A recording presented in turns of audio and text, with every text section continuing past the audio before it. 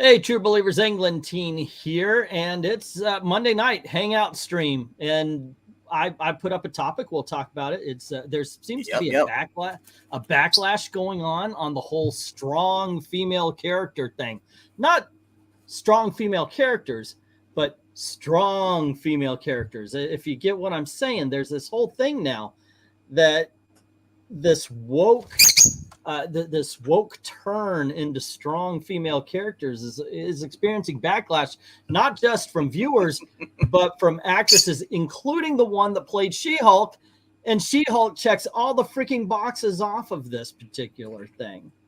And what I think is funny, of course, is when for a while, if you said anything about how bad She-Hulk is or any of Captain Marvel, they would tell you, oh, you're sexist, you don't like female characters and all that kind of stuff, ignoring, of course, decades and decades of sci-fi geeks and comic book geeks like ourselves enjoying shit like the She-Hulk comic book or Firefly or Terminator. It's always, everybody always points to Linda Hamilton and Terminator 2, and of course Sigourney Weaver and Aliens.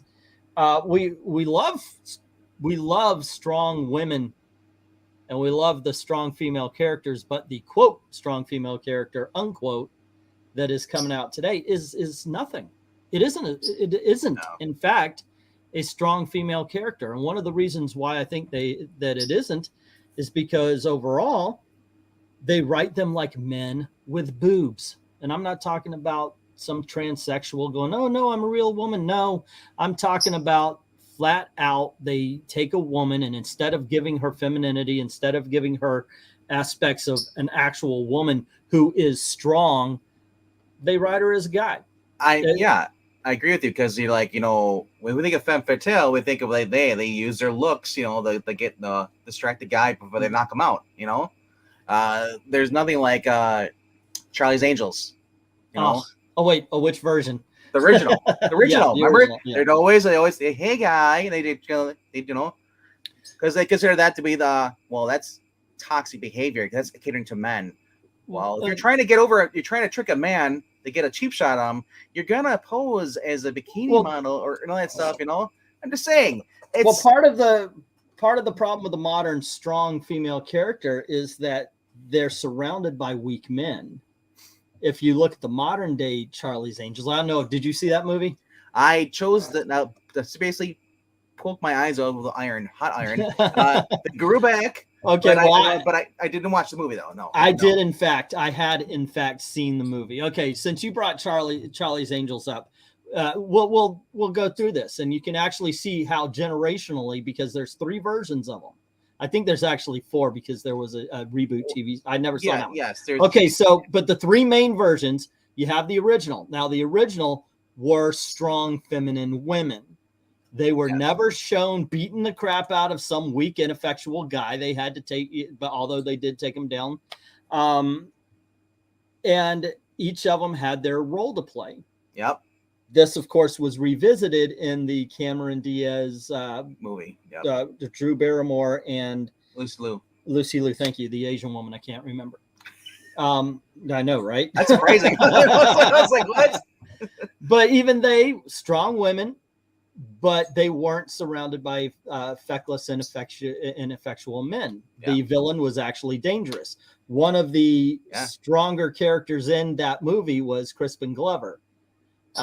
So they actually had something to overcome. So now we get the modern day version. We get the woke version of Charlie's Angels.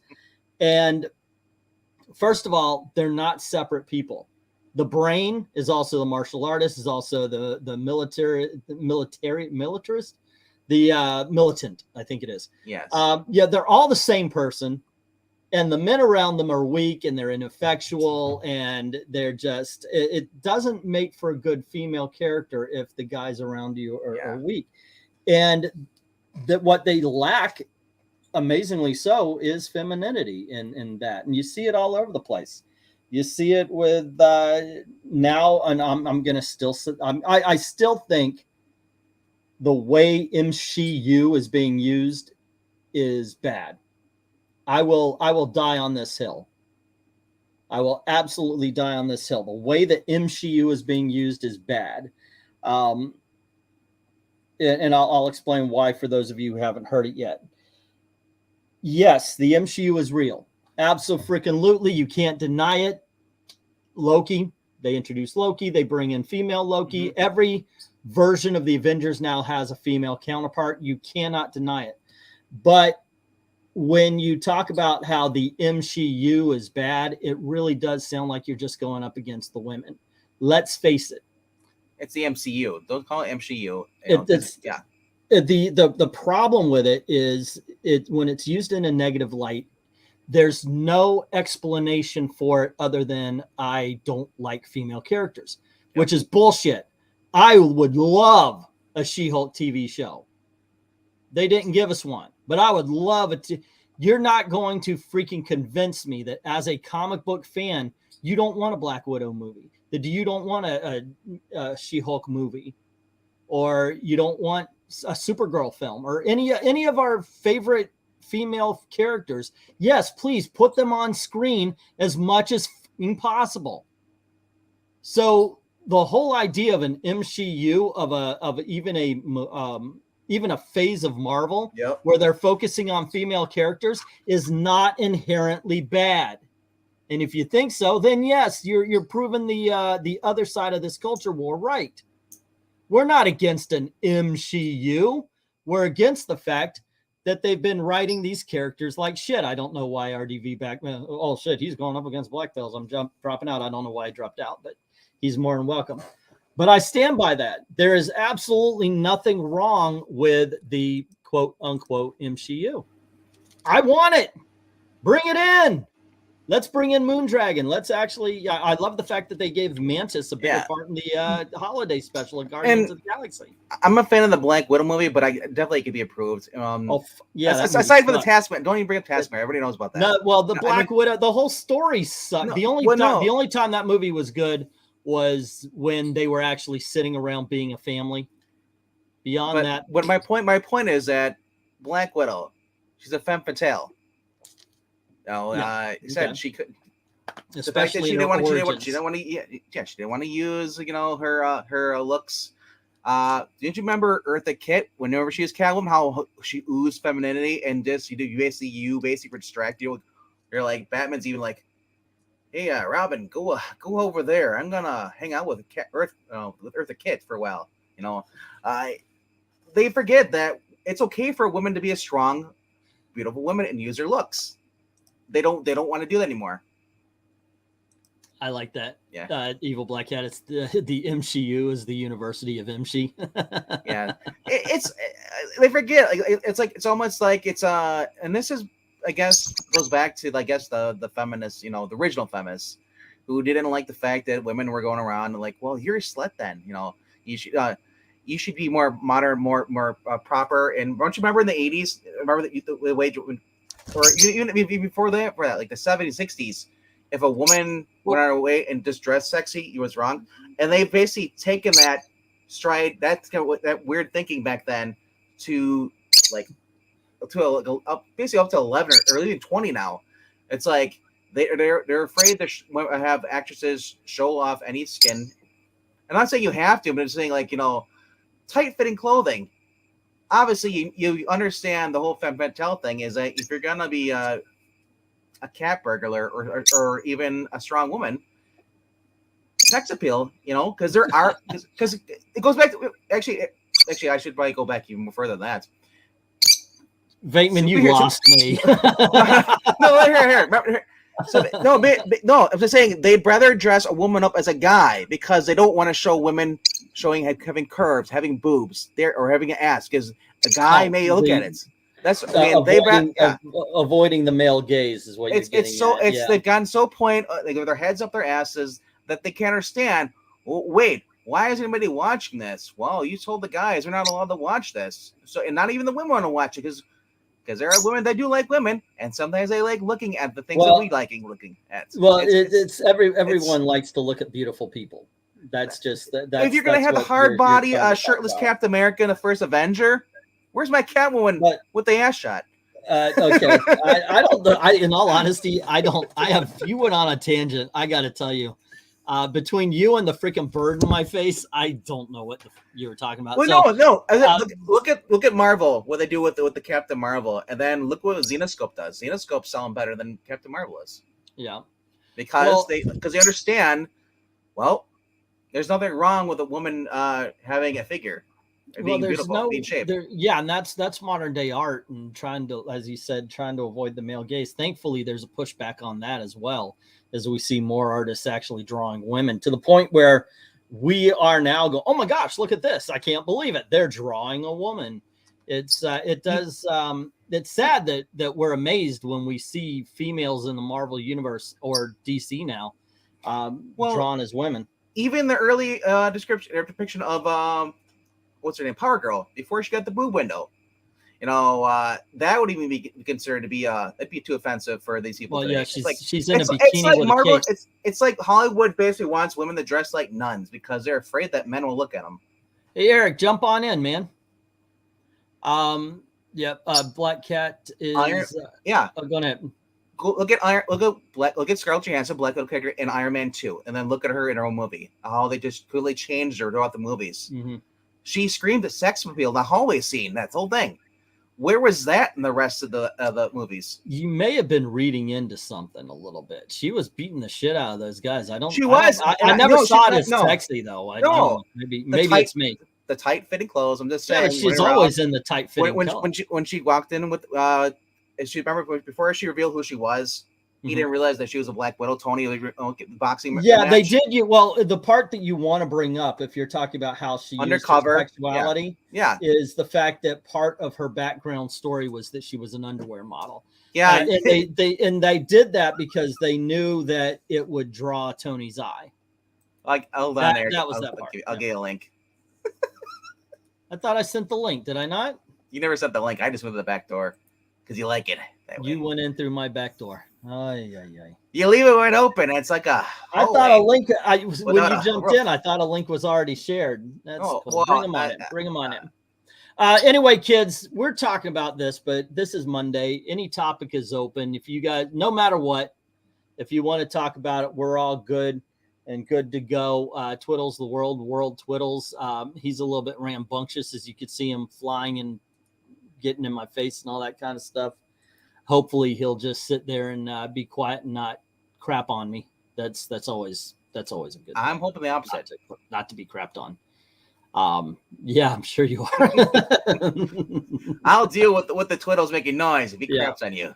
One of the things we were talking about is I made a huge mistake last night. Have you've heard of shopping drunk and stuff like that?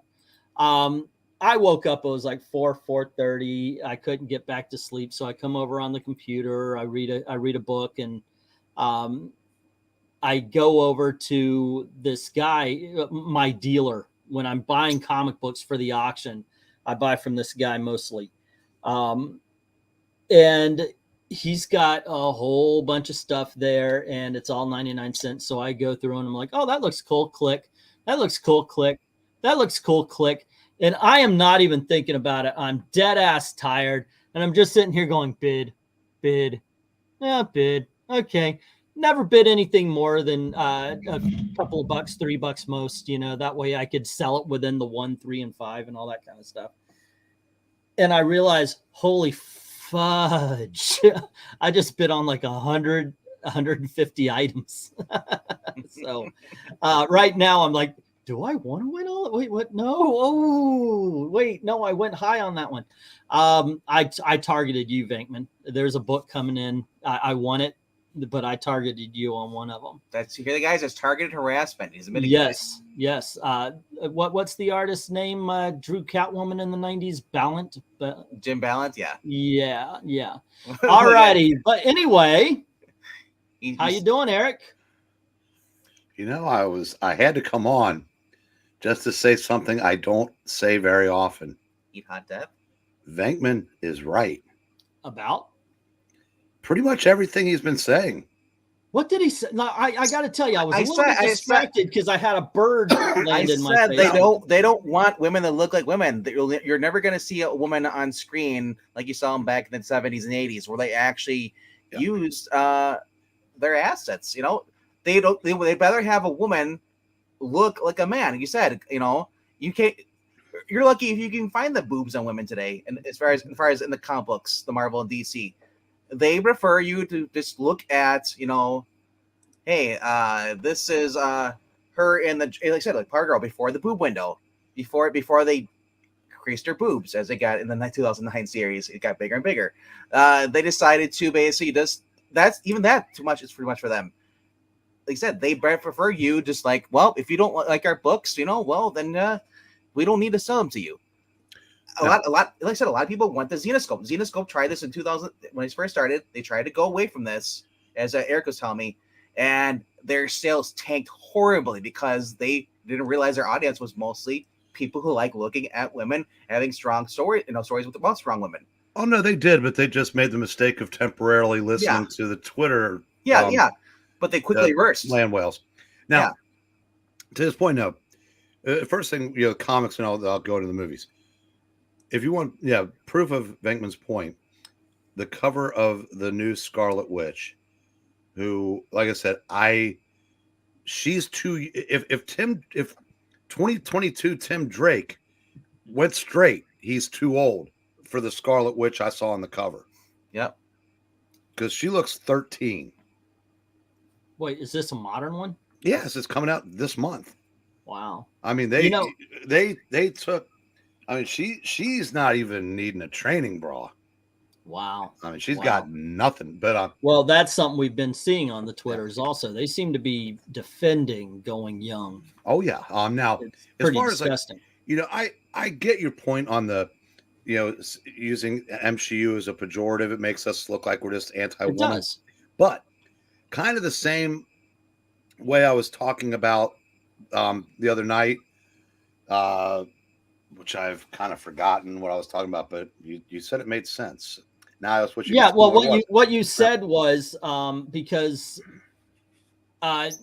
it's one thing. Look, everybody's going to be pointing out the fact that Disney put out a very woke movie and it bombed, but they were doing it before even the box office came in. Which, by the way, the box office came in and it is absolutely freaking disgustingly bad. But the acting like you won something. Yeah, okay, that's the one thing. But you explained it, and I was like, you made a good point. So I backed off on that. I agree with you. That a few of those same principles apply here, in that they are absolutely making everything they possibly can be, you know, the characters being girls, but they're it's almost like they are doing it in a way to be antagonistic to their male fan base. It's not like it. It absolutely is. Now, that's what we learned with She-Hulk. She-Hulk was not made out of love of the character. She-Hulk was made, and it's been admitted, for the hatred of you and me, Eric. So the people the longtime fan. Right. So the people that are pushing back, calling it the MCU, again, that is a reaction to being constantly attacked. You fight back. You don't always maybe use the best choice of words, and maybe you set yourself up to have a volley lobbed back at you. But honestly, I don't have a problem with it, because it is what it is, to borrow a cliche. Mm-hmm. But it does seem like, you know, it's all about women, but the women have become the men. Yeah, that's the big problem. Now, but that's also my point. Yeah, they don't want you to look at things like this. Yeah, here, let me highlight. That is too feminine for them. They don't want you to look at that. Look at it. You're showing your panties. Or whatever. Don't show Greg Rucka. That's actually just like a bathing suit style thing. I understand, but they say that's too much leg. But here's the thing: nobody, including Gary, who freaking invented the term MCU, is against an MCU, or maybe he is. I don't know. No, I don't think they are. But the thing is you're not against that. You're not against an MCU. You're against having an MCU written badly. And unfortunately, just writing MCU does not convey that. What it conveys is we hate women. Now, I'm not going to spend the hours and hours and hours watching his streams to hear what the context is. Yeah. I'm going to assume there's more to it than just throwing the name out. But yeah, I'm pretty sure there is. Again, I trust that. Like I said, we talked about with Black Widow. Yeah, it doesn't help when you have Scarlett Johansson, who has her stardom is rooted in two things. Let's be honest. Having her decry that now that she's got her 9-figure bank account, just really makes her come across as just disingenuous. She's hot. Yeah, but, and that's how she can act. I'm not going to take that away from her. I remember, first of all, I remember the first thing I saw her in was a movie called 8-Legged Freaks. But then I saw this film. I forget what it was called. Her and Chris Evans were students. They were trying to change their SAT scores or something like that. Acceptance? Perfect score. Perfect score. Yeah, so that. And I remember saying that girl's going to go places. I remember that all the way back in the early 2000s or late 90s. I forget when it came out. I was telling my friends, watch this girl. She's going to be a star. I'll tell you. I always thought she could act, but let's face it. You're right. Two things are boobs in her butt. I mean, that is, she grew up nicely. So I want to point out, how many times does she have to, let's say this real quick, Vince, I'm old, I'll forget. How many times does she have to do the right thing, get savaged for it on Twitter, and then spend the next couple of months trying to win them back? Because that's why she backed out of the transgender movie. That's why she's, I was sexualized, blah, blah, blah. And she'll misstep again. She'll accidentally do the right thing again. And that faction will attack her again. And she will beg for their forgiveness again. She says that shit. And then she does that movie where she's the alien and she's completely naked in the film. And she uses her sexuality in order to lure men to their deaths. So, all right. So look at this. Okay, and it's Supergirl says it's Abomination, some kind of clone thing, but that's what they want to turn her into on the left. They don't want her to look like that. That's OMAC. That's the original She-Hulk. That's the new OMAC. MK is saying unpopular opinion here, but I actually think Brie Larson and the chick who was Captain America's girlfriend Peggy, I think she's far hotter than ScarJo. I can see what's her name that played Peggy. Brie Larson is, in my opinion, she's a beautiful woman. She is, and I think she can act, but she's an understated actor. Kind of like on the male side, Harrison Ford. If you watch, you would think that Harrison Ford plays Harrison Ford in every movie, but he actually does do very subtle things to create one character to the next. Okay. If we got Brie Larson's, we got the Kong Skull Island, Brie Larson as Captain Marvel when she's not being Captain Marvel, it'd go light years towards people accepting it. Not because, oh, here comes the male gaze. It's like, there's a reason why if you see a car ad, there's a model standing in front of it. Yeah. I mean, just ask anybody in Asia. Well, she if she would just shut up and just do the movie. That's true, but no, and seriously, if she never would have spoke out and said all the shit she says, people wouldn't have a problem with her in the MCU. Denying what makes people interested in something just to, at this point, I think it really is just to smite your enemies, and a lot of times all you're doing is smiting your bottom line. Skip and Tosh, by the way, and I agree on this. Brie is cute but too skinny. Haley Atwell can win over ScarJo, but damn that voice. Hold on just a sec. Let me say this here. Brie Larson was wrong straight up for Captain Marvel, because the script many times said she can't control her emotions, and I defy you to find any time where she let her emotions get the better of her. It just wasn't it. She's an understated actress, and for that role, because of the script, what was in the dialogue, she wasn't the right actress for the role. I don't know who I would put in there because I'm not thinking of it, but I would get Catherine Winnick would have been a better choice. From Vikings. Oh yeah, Katie Sackhoff. No, work too. No. No. Why no? Why no Sackhoff? Because you guys, she's the default every girl for you guys. You what nerds. Do you mean you guys? You nerds. Eric, you just watch sports all the time. What do you care? No, it's a no. Well, one thing, she's probably getting a little bit too long in the tooth. Yeah, what actress would you cast as Tom Brady? Come on, man. We know what you watch. Oh, Katie Sackhoff. Oh, Katie. Oh, see, there you go. Even you. I'm just saying. I've only seen Katie Sackhoff on her appearance in The Arrow. I never watched her at Starbucks. No, she. But I never heard anybody complain about it though. No, whenever this debate comes up for any character, you got people coming out of the woodwork that say they. Well, I'm sorry. If they'd find more women off the street, they actually put. You know why? Because they never cast her in any. It's like Nathan Fillion for 15 or 20 years now. Yeah. We've been telling, put him in a superhero movie, and Marvel and DC defiantly said, no. She must have really been. She must have really made an impression on Cattle Car Galactica because ever since that she was in Longmire. Yeah. But she was in the Flash, right? She's one. Yeah, she's the Flash. Cool actress, but it was that calendar she made with the other girl from Battlestar Galactica. Trish Heffler. Trish Heffler, yeah. Yeah, that's why everybody wants her to play everybody. Well, Trish Heffler was actually look it up. Yeah, the last time I saw Trish Heffler was in that horrible rendition of Van Helsing. But she is getting a little up there. If you're both of them are, yes. If you want a character to go forward, 10 years or so. But I say currently, no, I wouldn't get Katie Sackhoff. But unless they're going for an older Captain Marvel, one who's in her 40s. Yeah. But even then, it's like I'm thinking like there's a Catherine Winnick is in her 40s. But she doesn't look like she's in her 40s. Brie Larson is pretty attractive. Then she brings up politics and personal. That's the thing. Marvel's the only movie I've seen with her, so I have a different opinion. I think most people just don't like Brie Larson because she spoke and said all that stupid, hateful shit. Well, I saw her in The Room, and she was awesome in that. Yeah. But it required an understated actress for that, and she was perfect for the part. She was also in some.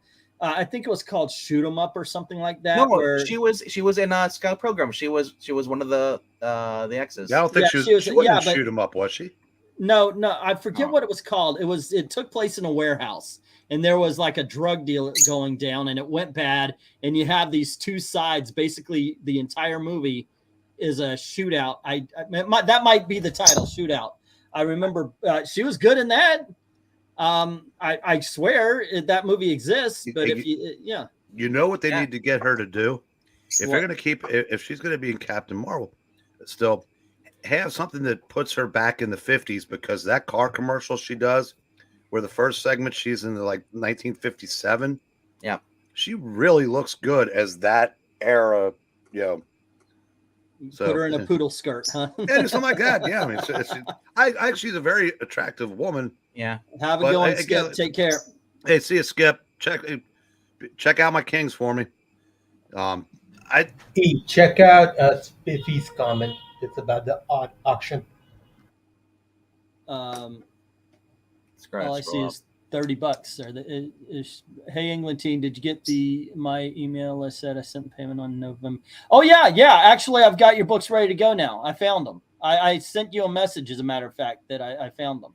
Also, I asked you about and please don't answer here. Don't dox yourself. I asked you specifically if you were a certain person, because sometimes I'll get the name, but I don't know who it's attached to. In this case, I got a civilian identity with a payment that very much matched the one you were talking about. So I asked you your identity, and I didn't see any other payment that was that, so I assume it's yours. But all the they're ready to go. I'm going to have them out with this week's batch. So you're saying, because Brie Larson, she can't actually emotion just other than just being cold-hearted? That's her range right now. No. It's Captain Marvel. It's Captain Marvel. Subtle. She comes off wooden, basically that. So then let's make her Emma Frost then.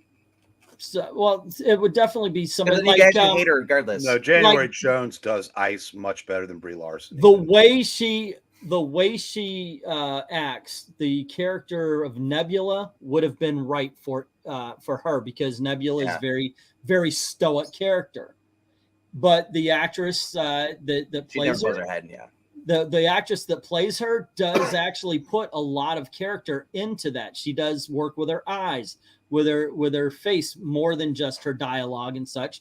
And I think Brie Larson is good at that kind of acting. It is a different style of acting. I'm wondering if she went into the role thinking she's gonna do this, and they told her no, and then she's like, she's just, well, I'm just gonna do this all day, like a temper tantrum. Maranya, those books were actually a gift from I want to say Cumberbatch or Chris Bolton sent those. But I'm trying to think though, like as far as okay, hold on, I will highlight this without a super chat. Why? Thank you, thank you, Spiffy. Never saw The Room, but I heard Green Room was good with Patrick Stewart. Yes. So my yes, question is, awesome. With taking Katie Sack off and getting rid of Catherine Winnick, does anybody know any other actresses that are actually young enough to play Captain Marvel that that actually look the part? Like I said, a lot of times they should go back to doing the mall searches, casting like Canon Films did, American Ninja. Yeah, you look good for a movie. Hey, Sharon Stone got it, so why not, right? She was good for a decade. Free Fire. Thank you, Evil Black Cat. Free Fire is the film I'm talking about. I haven't heard of that. Brie Larson is pretty good. It's got Armie Hammer. It's got Brie Larson. It's got the dude from Elysium. A lot of other people as well. And it really is like 2 hours of a gunfight. It's awesome. It is just so much fun. She's actually good in that. It depends on the part. But just to sum up, since we're a little bit off the rails, and I just saw Miss So jumped in. What comic are we complaining about? We're actually talking about the backlash that the whole strong female character is getting now. Emily Blunt was the last one who came out against it. She says whenever she sees that in a script, she rolls her eyes because it means an absolute trope where you don't actually get to act. You just get to stand there and just say a line. I'm like, welcome to 1980s action movies. That's what they all were. You do something, you say a stupid line, you move. Would she rather be the star lead or be the damsel that gets rescued by the strong guy? No, she wants an actual woman who is strong, not this strong female character. Oh, okay. I got you saying she's she's saying things closer to what we agree. Oh, okay. Let me read it. Let me read what she says here. Share your screen. Okay, let me find it here. Yeah, as far as like I said, like trying to cast, I was looking at it too. I was like the casting list that I have for most of these if you ever did superhero movies, these people have now aged out because it's been 10 years, like you can't use them anymore. And I'm looking who's coming in. It's like, really? It's all Disney stars. Okay, so let me read this off. All right, Venkman. Sure, go ahead. All right, thank you. This is what Emily Blunt had to say about the whole thing here. It's the worst thing ever when you open a script and read the word strong female lead, Blunt stated during a recent interview with The Telegraph. That makes me roll my eyes. I'm already out. I'm bored.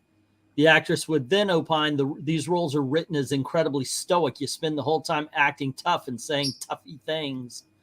Blunt then turned to offer her character in BBC's Amazon Prime's historical drama series, The English Lady Cornelia Locke, is an example of a substance female character that did not align with Hollywood's virtue signaling. She's innocent without being naive, and that makes her a force to be reckoned with.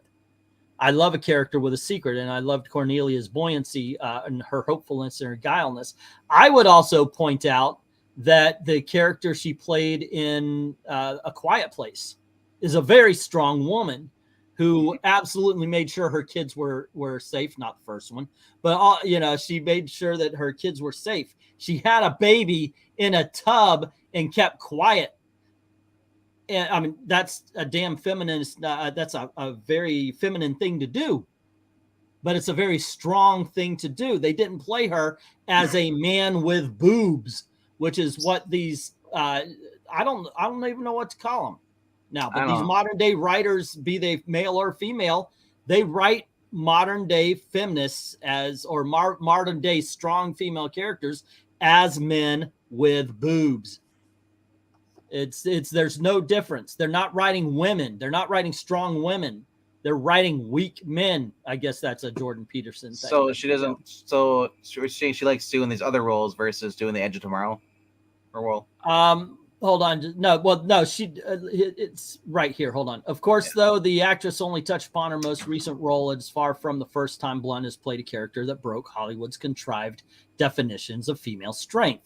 For example, in the live-action adaptation of Edge of Tomorrow's, Blunt plays Sergeant Rita Vritaski, a tough, no-nonsense military hero who instructs the film's male lead, as played by Tom Cruise, in how to use his powers. While on the surface, this seems to fit Hollywood's definition of strong female lead, the Angel of Verdun actually struggles with her emotional demon, which breaks the woke trope standard and requirements that no female character show any negative emotion. Remember, a strong female lead has everything given to her, a la She-Hulk. Let's see. Another example could be found in Rian Johnson's sci-fi Looper, wherein the actress plays a single mother protecting her telekinesis controlling son from an assassin played by both Bruce Willis and Joseph Gordon-Levitt, who is sent to kill him again, while for all intents and purposes Blunt's character should fit the role of strong female lead, yet is regularly dismissed due to the story revolving around her motherly responsibilities. And that's the thing, when you do show typically feminist or feminine qualities, you're not considered a strong female in modern day pop culture. It's ridiculous. They need weak men rather than strong women, these writers and directors and such in modern day Hollywood and comics or what have you. It's everywhere. And there's a reason for it, but that would be a stream unto itself. Saw a car commercial the other day where this woman is driving backwards, like through this wooded area, and she's driving like 60 miles an hour in reverse. I don't know what she's running from it, because I was too busy watching her husband cowering in the passenger seat, literally like biting his nails, like ugh. And there's a push for complete gender reversal, and I have my suspicions as to why, but you're seeing it in, like I said, movies, television, commercials, comics, everything. It's just, I don't know what the goal is, because you can't reverse genetics overnight. And that's I know Hollywood would like that. Yep. But it's to the point where you're supposed to just expect it now and accept it now. But I guess this is the process of weeding out. They're never going to get somebody my age to look at this role reversal and say, yeah, that this is the way it should have been all along. But the generation after me, that's all they're going to be used to. Yeah. So by that time, it's like the comic book industry is trying to get rid of us, and eventually we'll go away, and then there'll be less people to complain about the way they would like to do comics. I mean, they pretty much pushed me away from most of the Marvel stuff. That was my go-to. I went to DC, and DC's here and there, but I'm mainly doing indie stuff now. But even the good stuff is written fundamentally different than they were when Ian and I were kids. I mean, of course. It's just Maranya is bringing up that Alien, all of the roles were written for men, but when they brought in the female characters, they didn't change the character at all, which to me is a testament to the acting of Sigourney Weaver, who brings her femininity to the role. So Joe Rogers says, I'd be scared too if a woman was driving 60 miles per hour in reverse in the woods. Do you ever see women driving? Oof. Oh, no. She's driving because she's the man in the relationship. The husband is now the cowering wife. To be fair, I know he's. I know. Yeah, but this to be back it up, Eric. Even when I was younger, there were the guys always let their girlfriend basically drive the car because she had her license. The boyfriend would sit in the passenger that's seat. not why they did this in this commercial. I know. I was going through a sneezing jag. No, I'm just saying. What are you talking about? Yeah, hold on, Venkman. What were you talking about? We were talking about the commercial. Yeah. Oh, okay. Yeah, okay. Yeah. Keep going. Well, no, I'm just saying. So that was like back when I was in high school, dude. That was like 20 years ago. So that's where you're getting this. It started back then. It's going. Yeah. But if you see, like I said, I never had a problem letting a girl drive for me because I can't see shit.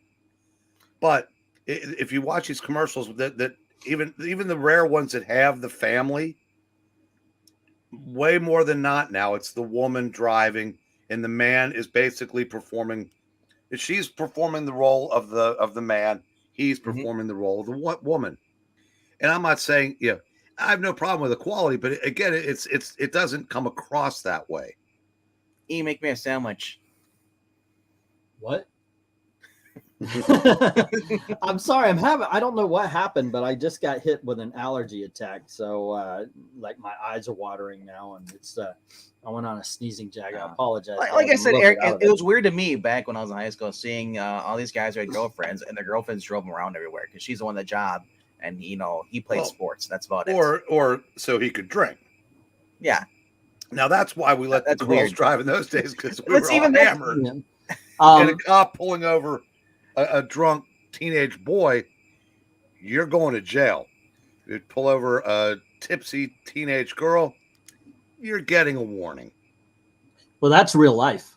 Yes, that's why I was talking about real life. That's why I said, that's why I always had no problem, giving my keys up. Yep.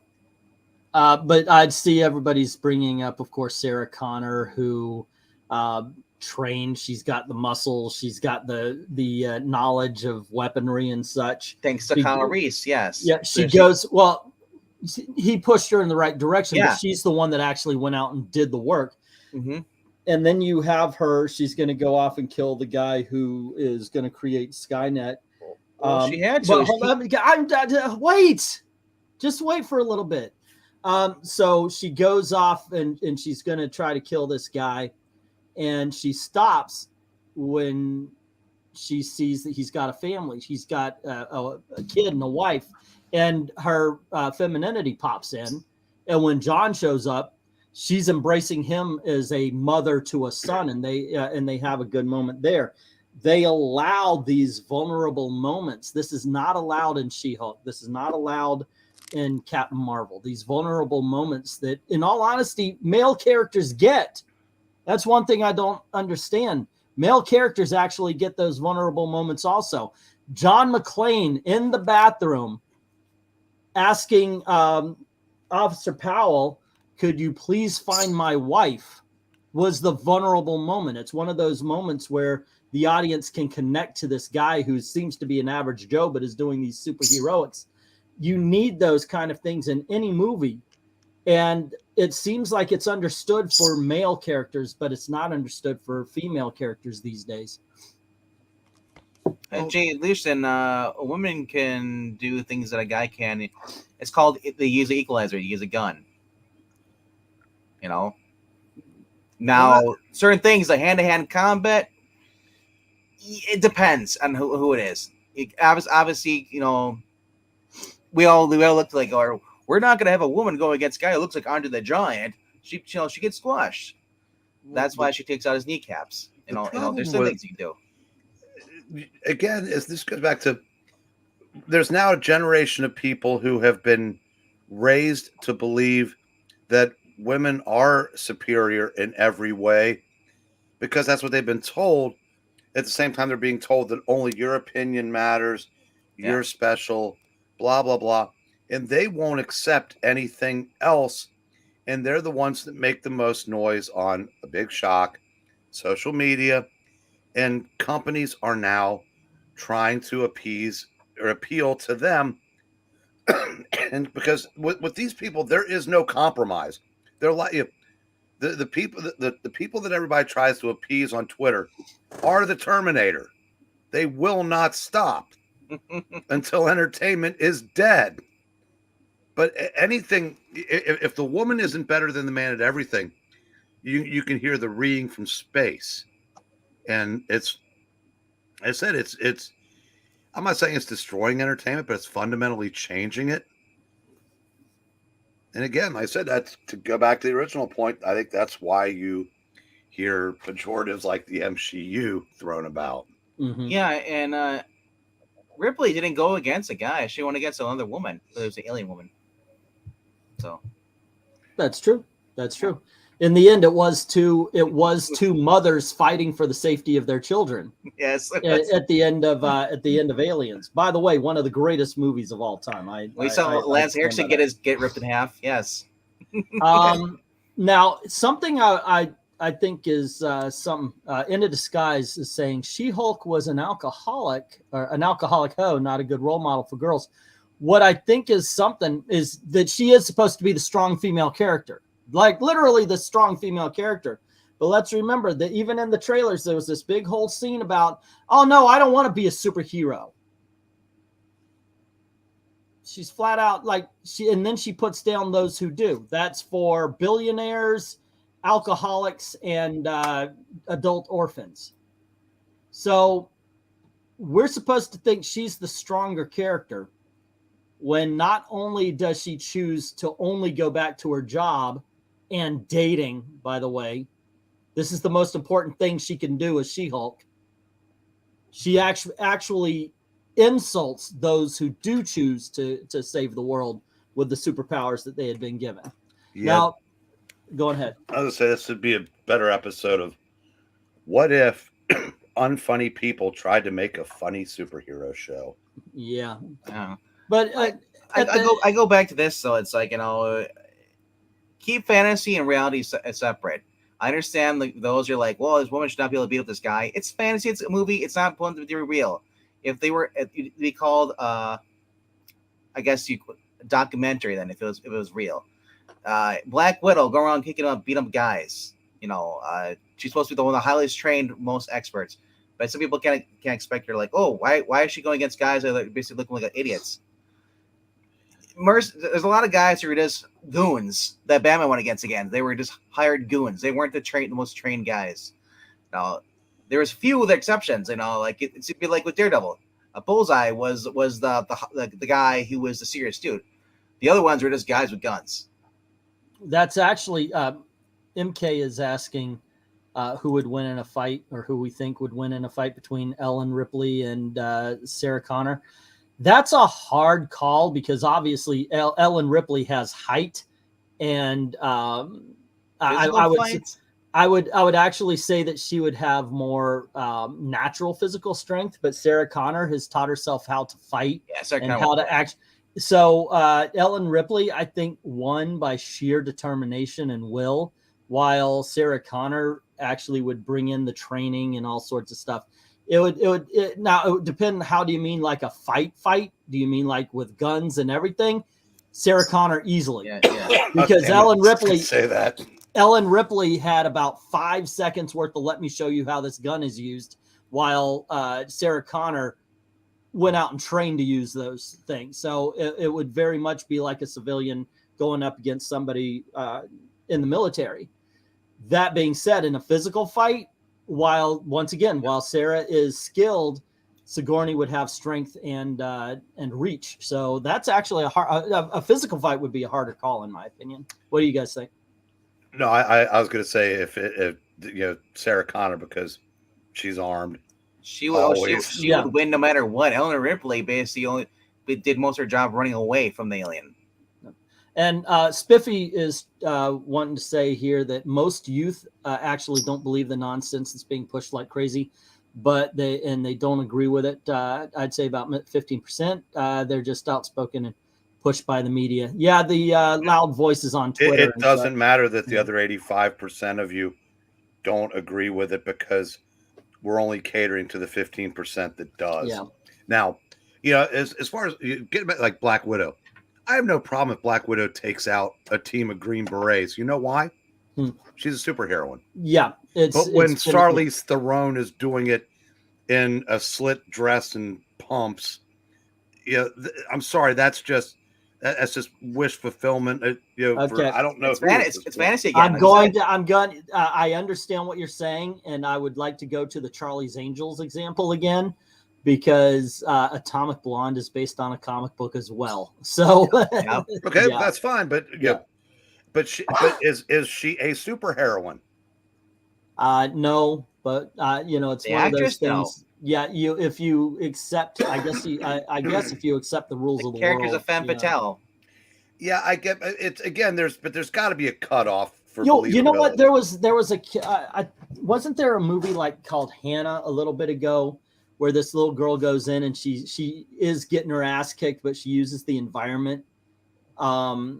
She couldn't physically. I remember there was some movie I was watching where there was one called Anna too as well. The girl was not able to overpower the guys, so she uses the environment around her to help her defeat the stronger guys, and that's the way it should be written.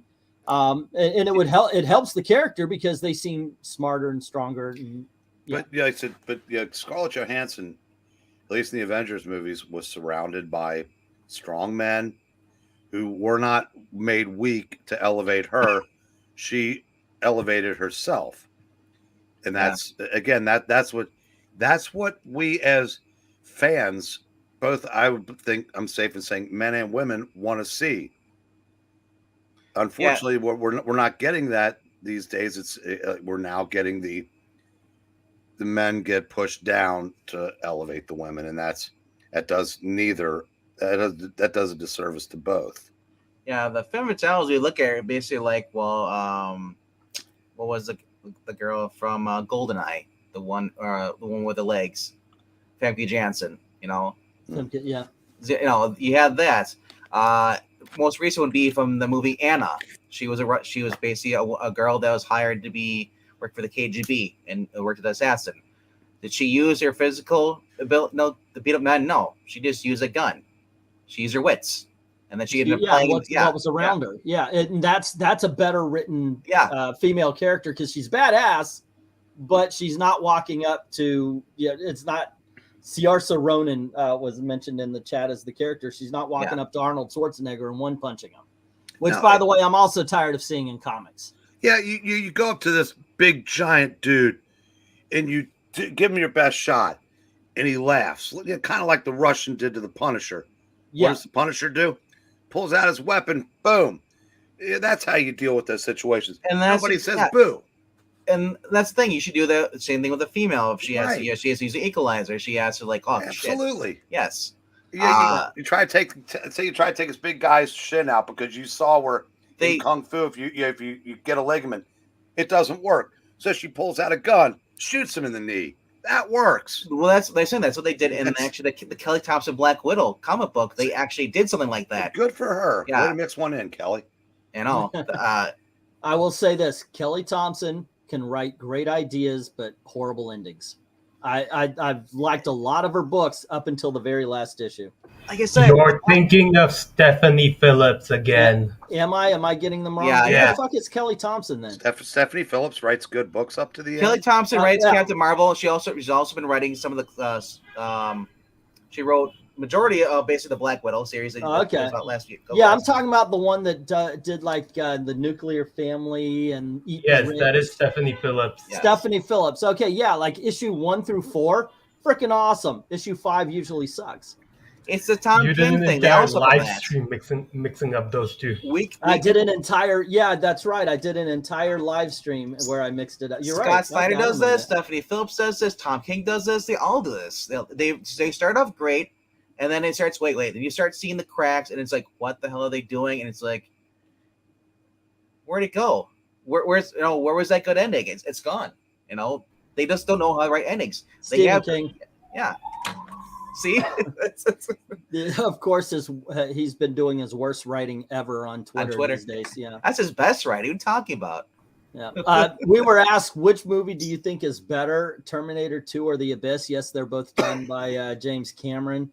That's a tough question, man. Terminator is more enjoyable. The Abyss is more like oh no, not the Abyss. I don't Aliens. Aliens. Oh, okay. Well, but I was gonna say the Abyss is like something I don't want to happen to me, sinking in a submarine. The bottom. It was Aliens. It's just they just brought up Abyss, so Jay Lewson brought it up, so I read it off. Aliens versus T2. That's a hard freaking call, man. That really is. Those are both way too awesome films. T2, You Could Be Mine. The semi truck, which should have crashed, is somehow still able to chase him on the dirt bike and not run him over. Yeah, it's okay. I mean, they did that kind of stuff in the movies all the time. Have you seen this boy? Come on. I as much as I love Aliens, I'm going with Terminator 2. It's just more of a fun, enjoyable ride. Goodness. How about you, Eric? Which one would you say is the better one? It's Arnold. Come on. I'm going to go with T2 because I haven't seen Aliens. So that okay. How about you, Vile? One is my favorite movie of all time. The other say Aliens. So Terminator 2 for you as well. Yeah. See, I don't know if it's that easy because Aliens, I mean, T2 has its problems. Aliens is damn near a perfect film. T2, man. That is so rough. Okay, I'll say this.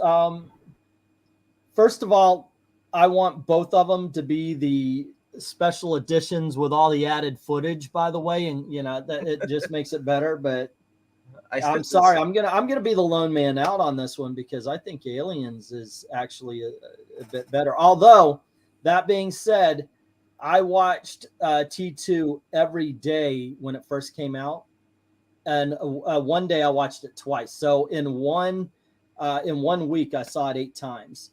On the big screen. I was a projectionist at the time, but I kept having friends come in. Hey, can we fire up T2? Sure. Okay. Wait until I get off work and we'll fire it up. One point I was at a poker game and it was like 3:00 in the morning. It was like, hey, let's go see T2. All right. So we actually had the reverse effect where you go in the daytime and you walk out at night. We went in at night and we walked out. The morning was coming up. So we watched ourselves some T2 and then went and had breakfast at Denny's. Yeah, Michael Mann was a good actor. It's just that he just didn't go anywhere after that, really. Yeah. He appeared in, what was it? Was he in Grindhouse? Yeah, and he was in The Rock. The Rock, yeah. The dude, I don't know if he went on drugs, but the last time I saw him a few years ago, he looked really strung out.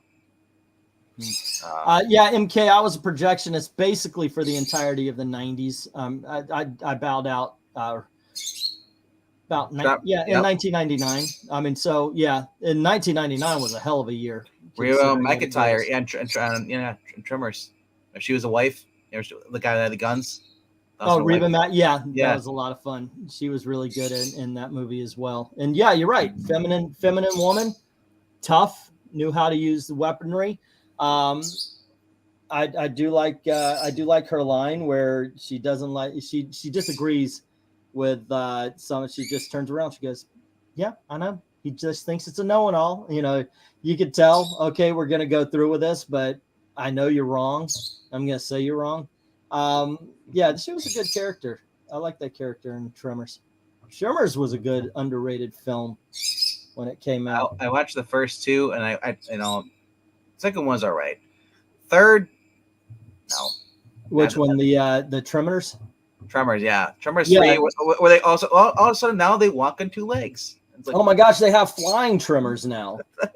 I saw that one that takes place in like the freaking Andes Mountains or something like that. It's gotten ridiculous, but you know what? They are so much fun. And it lets the father from freaking Family Ties have a horror franchise. So good job, you, Michael Gross. Yeah. Savage is asking, what are we talking about? We were talking about how the strong female character is just being written as a man with boobs, not a transsexual, but an actual guy. Just put boobs on him. In some cases, don't even bother with the boobs. Yeah, Hollywood doesn't like the fact that women are able to show off their bodies to trick men and then sucker punch them.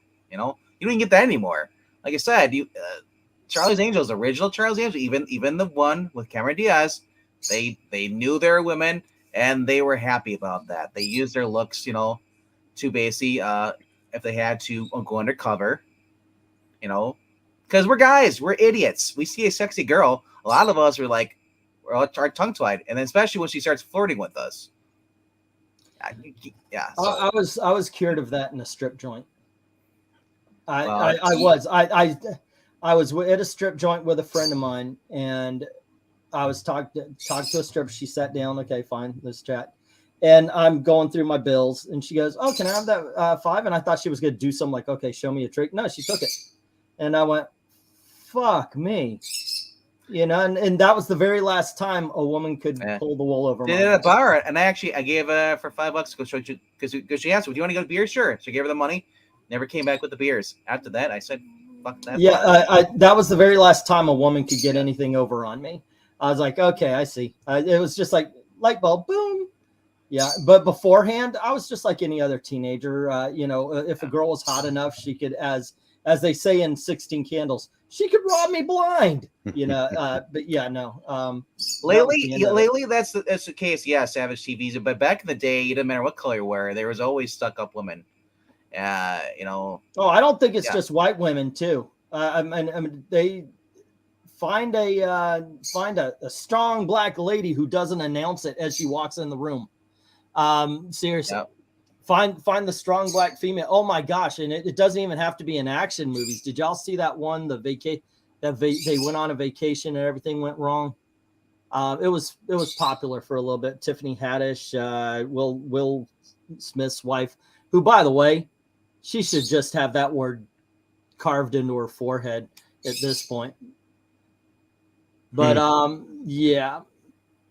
Jada Pinkett Smith. Yeah, I just don't think that it's a matter of black or white. I just think that because definitely there, Taraji P. Hall, she did a movie. It was a strong woman gets revenge kind of thing after Hidden Figures. I forget the name of it, but she was flat out exactly what we're talking about here. Not a very good film. Do people even? Oh, dude, Rhaegar, I am talking about like 1988 when I turned 18 and could finally get into one legally. Yeah, that's when I was talking about a long time ago. But I don't even think. Why would you go to a strip club now? Literally, it's at your fingertips. I don't know. Never been in one in my life. Liar. No, I'm not. Seriously, you never have. You want to see a good Fattel movie? Go watch Alley Cat. Nothing. I think the only time I came close, I'd already passed out. My brother's stag party, instead of doing the traditional shit, we had a golf scramble instead. Yeah. I was so drunk that I don't know if you know how a scramble works. You're like teams of 4, and whoever has the best shot, that's the shot the team uses. Okay. 18 holes, no shots used of mine. That's how bad and drunk I was. The only ball I hit straight all day was after I Bo Jackson my driver and used what was left of it to hit a ball. But because with only half a driver, I couldn't slice it. But yeah, I think some of the guys that night went to a strip club, but I was already long gone by then. But I just never. Because when I was younger, I got involved with this. I thought I was involved with this girl that I had college class with at Northern. She was a waitress at our hotel bar, and they dressed like tramps and blah blah blah. She conned part of a project. I basically did her share of the project we were doing as a 3-person team. Mm-hmm. That was my realization that there's you don't win those. So I learned fairly early that, and just never had a desire to pay money to get nothing basically. And I never really drank. You guys know that. Whenever you see me neither. My drunk streams, I get drunk off of 2 or 3 drinks. I did, however, have a friend who we were going to go to our Ozzy Osbourne concert, and he was excited. He got himself drunk to the point where he just stayed in the car. He freaking missed a concert so we could stay in the car. Go figure. I don't understand getting that drunk. I was at which one were we at? White Snake or Motley Crue? We're all hanging out waiting for the concert. I look over and this guy's patting his girlfriend's back. She literally just turns to him and just unloads. Like literally, she had her head down, so she could have just vomited right onto the floor. But yeah, she decided to turn around like she was going to answer him and just leak it right onto him. So they left. That's never really the intention, but it's two things where you make poor decisions. If you're in a horror movie, like the Geico commercial says, and if you're drinking, because sometimes you can fool yourself into thinking you're not that drunk until you are that drunk. Well, it's to stand up. Now, there are a few things I can speak to with authority. This is one of them. That's true. I mean, like, especially if you're drinking like the slow gin, and it's you know, where it doesn't taste like alcohol. The fruity drinks, the cocktails, the girls drink. Some of those are really strong alcohol. Yeah, sometimes you can drink enough to end up like he's saying before you feel the effects of it to begin with, and it's almost like I said, it's very hard to do with beer, which is the only thing I ever drank, because it takes more time. So it hits you before you can. A lot of times, very few people drink themselves to death on beer. Put it that way. I was doing shots of grain alcohol, 100%, proof. And I never. Well, I was already drunk to begin with because I'd already been drinking beer. So I was like, I did it to impress a girl, and here we're back and forth. And then I was like, you know what? I was like, deciding I'm done. I'm not gonna do anymore. Yeah, parking lot. I'm in the parking lot. I'm to the point where I'm like, all right, it's hitting me now. Holy shit. Unfortunately, I'm not allowed to do drunk streams anymore, even though Ashley left a whole shit ton of alcohol in our fridge and freezer. I could empty that stuff out and make some Christmas money. I'm pretty sure. I still want to do it. I might just do it. Maranya, don't tell Gail. What you do is you just drink orange juice. Make it people think there's actually alcohol in there. Do you have any acting ability? You say you do, right? Because you used to work in the... Mm-hmm. Fake it. I can't. We don't care. After you mean fake the drinking? Yeah, we'll play along. That'd be wrong. No, it wouldn't. Isn't that moonshine stuff strong? Yes, moonshine is strong. Yes, I've had it. But I would not recommend it. If you do get, I know they sell small jars. If you go to Cracker Barrel, you can find small jars. At least down here you can. Do not make a habit if it is actual real moonshine. That's all I would have to say. Although, and to me, it tastes it just never it tastes like alcohol. I mean it, and by that I mean it tastes like alcohol. There's no. I didn't like the flavor of it. It tasted like drinking. Like if you've ever tasted like if you ever put a nickel or a penny in your mouth, except for it is. Yeah, I don't recommend it. Let me explain to you why this would work. You faking it. We all like you enough to support you in this endeavor, and it wouldn't take nearly as long because if you're faking it, you wouldn't actually forget what you just said like you do on those drunk streams, because half of those streams is getting us to freaking repeat what you just said, which you've forgotten. You hear that? They want me to. They want. There you go. All right. Yeah, Everclear. And maybe a few less renditions of "Goodbye Yellow Brick Road." Everybody wins. That never actually happened. By the way, I never did that. I haven't had a drink in over a year, and that's after 26 years of hard drinking. Don't miss it, says Jay. Yeah. Nope, this guy right here could tell you stories as well, I'm sure. Spiffy is saying, you've had moonshine. Is that why you have glasses? No, it's because when I was a teenager, I masturbated constantly. Let's see. I've had the thing. As a teenager? That has the worm in it. Tequila, by the way. And yes, I've actually had the worm, and it really does fuck you up. If you drink moonshine England time, then you have to turn in your Southern card. If you don't, yeah. Ironically, the most money he's ever made was on the drunk streams because I'm an evil bastard. I just kept telling him to get more shot and shot. No, do you know who the evil bastard is? Darkness Comes. Darkness Comes is an evil freak. You know what? No, I'm going to. I know he might listen, and he might be listening in. Darkness, you're an evil fucking bastard because I know what you do. I know what you do, man. Darkness, I am sure listens in, right? He listens in to every freaking moment of a live stream, and once I'm ready to give in, he'll go, "Here's $30 for 40 shots" or something like that. And every freaking drunk stream I've had, Darkness Comes, jumps in at the last minute, puts in some sort of huge bid to just have me shoot shots until I just lose my ass in the bathroom. Not just my ass. It's usually because you only have a little bit left and you're like, I don't want to do it. Then he's like, I'm done. I'm done. And here comes Darkness Comes. What was it? $10 or $5 a shot. Here's $20. You know what the best part for those who haven't witnessed this awesome, this streams, he likes to eat sugar products before he drinks. So I didn't know. He gets twice as worse. I didn't know. I didn't know. So there you go. Let's see what else we have. Most super chats would be us making fun of you getting drunk off the first sip of Mike's Hard Lemonade. I'm a little bit better than that, but yeah. Let's see. I'm Mexican American, says MK, and that worm thing freaks me out. Worm thing.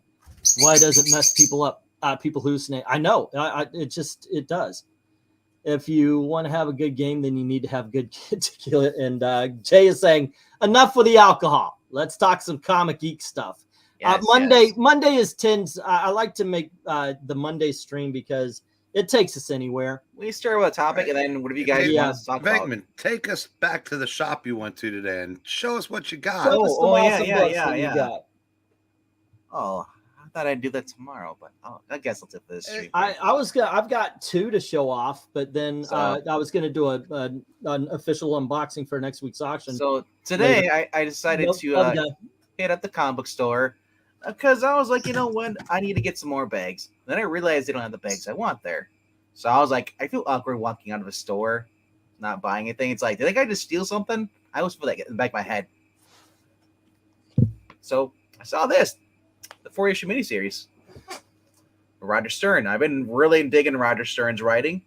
We've actually talked about his I'm on the retrospectives on the Geeky Puppet Show. Check that out. So issue 2, like I said, look at the way they draw. Look at the under boob and all that stuff on here. You're not gonna get that today. Well, that's not even a real girl. No. Back in the day, they did draw superhero outfits as if they were painted on. Like, that's not how fabric would actually work there. If she's wearing skin tight outfit, I guess so. You would see. But then again, that was kind of the point.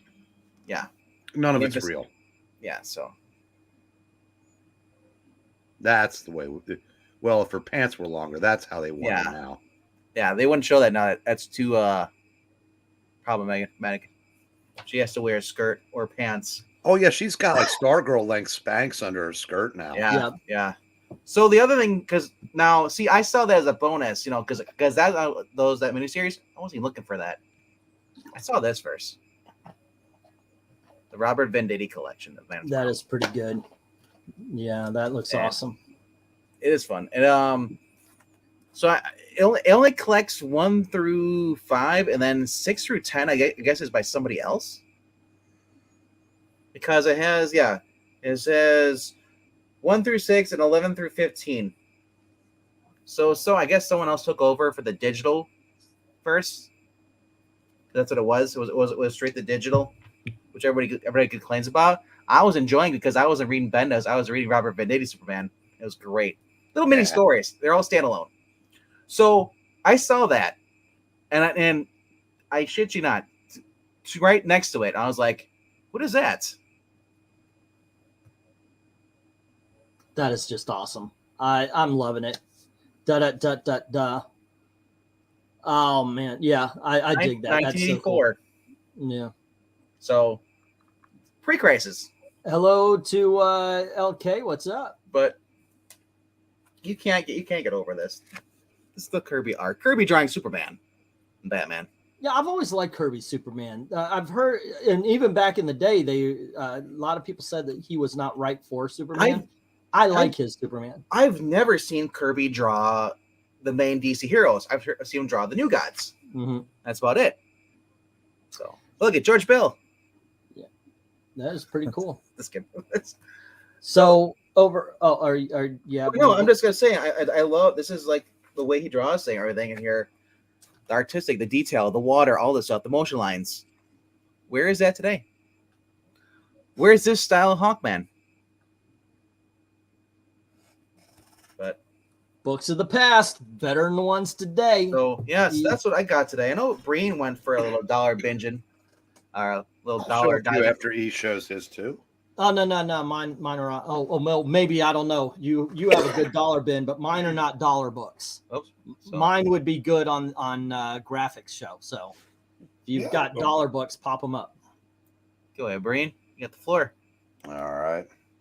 Now, these are not dollar books either, but oh, okay. So you're gonna show me up. Oh no, they won't be. No, I did find. Oh, sweet. Yeah, the Tom King version, right? Sure, kid. Yeah, like that commercial with Joe Montana got your tennis player. Yeah, sure, kid. For now, I only have 2. Yeah, because I'd had the third and the fourth part for a while, and I was all I'd found were dollar books, and mostly stuff like Tor and Kong, Dagar the Invincible, and stuff like that. So I wanted to get something that wasn't $1. So I was just rummaging through a couple boxes on the counter, and they had the first 2 parts of year 1 for $10 each. So I figured, why not? No, that's not bad for those books. I haven't read those. Oh, I know. I usually put like 25 on them, but and these are in slightly less condition than what I put 25 on. Probably less than I would have put on them, but so I wasn't complaining. And I read it for the first time, maybe since it came out. Wow. And I realized something about Frank Miller, and Ash will, dispute this, but 2 of the 3 stories he's best known for actually have the main character treating the woman they say they love like absolute shit. Because Matt Murdock systematically destroys Heather Glenn's life to where she has no choice but to accept his proposal.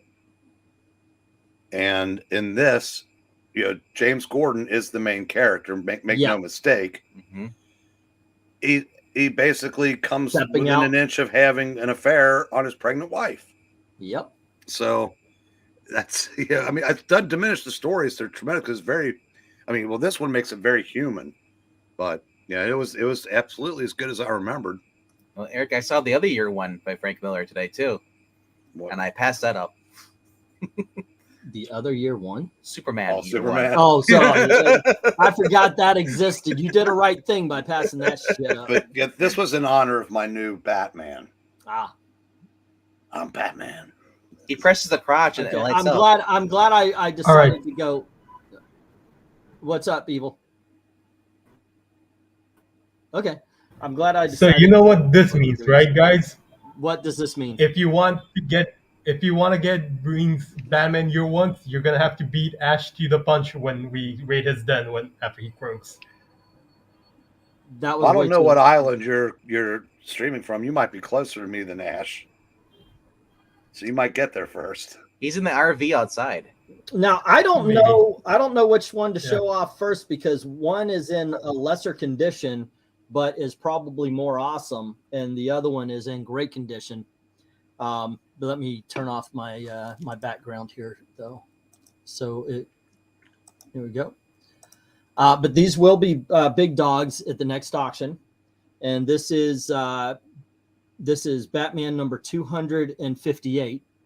It is a 100 pages for 60-cent thick issue, and the spine is awesome. It's flat. It's got sharp corners. So this is in excellent condition. I would give it, the lowest I would go is 5.5. The highest I would go is probably around 7. But I'm not a professional grader. But this is, in fact, the very first appearance of the Arkham Asylum. which they got rid of in current comic books. That is in really nice shape. Yeah. Yeah, it is. Two-Face, no. But yeah, this is the first appearance of the Arkham Asylum. Now the next book I have, once again, it is not in great shape, but it is an awesome book. It's got water damage, and that's probably the worst thing about it. And of course, you'll see some spine damage on it as well. That being said, because of what it is, it'll still probably command $10 to $15. And this is Batman number 244, which should spark up a... I told you. It's an awesome fucking book. How does he have 2 pairs of pants? And that's this one. There you go. Yeah, Batman's wearing 2 pairs of pants. That's a Batman onesie they have at Hot Topic. Yeah, there you go. But this one is going to show up. It's oh my gosh, look at that. They drew chest hair. They don't do that for guys anymore. Comic books. So as you can see, yes, it's a bit damaged. There's water damage to it. But the thing is, I looked in on it, and it's not like it's mainly cover, so it doesn't ruin the reading experience or anything like that. Maybe me messing it. Let me remove the tape here because it just doesn't seem like it's going to cooperate. But yeah, I was when I saw this, like, holy shit. I'm getting this. I'm getting this. I noticed that too because I'm reading the Crisis of Kryptonite. Yeah. And I noticed that when they had Superman take his shirt off, he had the arm hair and he had the chest hair. And I was like, you don't see that in current comic books today. No, it takes time to draw. What? It's actually not bad when you open it up. I'm just saying that men were men back then. Stain on the staple though. But just because of the book, it is even in this condition, and it's structurally sound. It will show up at the $10 to $15. Now you'll really impress me if you come up with part 1 of that story. I know, right? If only. It's right here. Just out of a total fluke, my copy of that was in probably a 9. Yeah. And when I bought it, that didn't mean anything. Joe Ryan, that's probably a 4-figure book now that I can assure you I didn't get half of when I sold it. Now, Joe, I don't know if that's going to connect or be canon because that's Chip Zdarsky is happening in, and actually no, Ram V's story, Detective Comics. I don't know if that ties into anything that's going on in Chip Zdarsky. Obviously, they seem like 2 separate stories. So, Arkham Asylum being exploded or destroyed and demolished, I don't think it's going to stick. Although, and before that, it was connected before that they actually had moved inmates from Arkham Asylum to a new building, but then that building basically got destroyed too. So it's nothing matters anymore. Didn't it get destroyed in the earthquake in No Man's Land? Everybody got out. Yeah. It's so I don't know. It's like it depends on who the writer. Sometimes the writers are like, well, we don't want Arkham Asylum anymore because we don't like it, whatever. So we'll destroy it. But Tor. So yeah, those are going to be some big dogs. I'm going to have, hopefully Wednesday, I'll have another unboxing. Let me at least get you in there. There you go. See, I like those books. Yeah, if you're going to have an unboxing Wednesday, be sure to start at 8 o'clock and go head to head with me. Okay, we'll do. Yeah. Well, there are some books that I'm kind of excited about having. We'll see how it goes. I'm getting a lot of Our Fighting Forces, starring the military loser. A lot of Aquaman, both the 2000s and the 1970s. So there's going to be some good stuff. Nothing like finding 50-year-old comics for $1. No shit. And I already put one of them away, but yeah, there's like 8 Avengers in this era for $1. That's a good event. Yeah, I would love to go through that $1 box. This was it. It was mostly the same shit, and I'm guessing since all that was left was like the Barbarian, not Conan stuff. Yeah, that it probably got picked over because I haven't been out to that shop in about 3 months. But yeah, I have all these stories in trades, but I'm kind of wanting to get the actual issues back. And so if I can get them for $1, I'm not going to. Yeah, for $1, like I would pop $2 each on those, and they would probably go because it's. If I had these at my store, I'd probably put 3 on them because you can't keep them in the store. I mean, our Avengers is just decimated. There are more Jason Aaron Avengers from the 60 issue series than the 400 issue series original. It's just I tried putting $3 on Avengers, and if it isn't 200 and below, actually I'd say about 220, 225 and below, it's not getting $3 each for it. So I think like I can get 3 pre up through what was the Secret Wars 2. Yeah, which is a shame because one of the greatest stories in Avengers history takes place like a year after that, the Siege storyline. Yeah, which you should be able to get $3 for, but you never know. That's it's just something I'm learning as we go. Captain America, that gets maybe $3 up until about 250. Which is something because the 251 through 300, I think, is pretty good, and it is still early.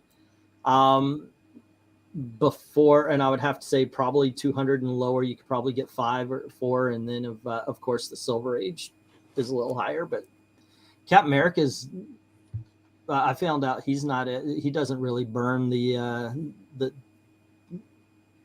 doesn't sell quickly.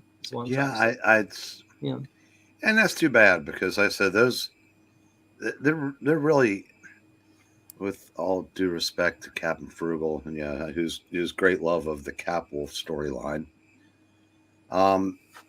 You have to go pretty far into Captain America before. And actually, there are no bad runs, but up through the late 300s, I can't find a bad run.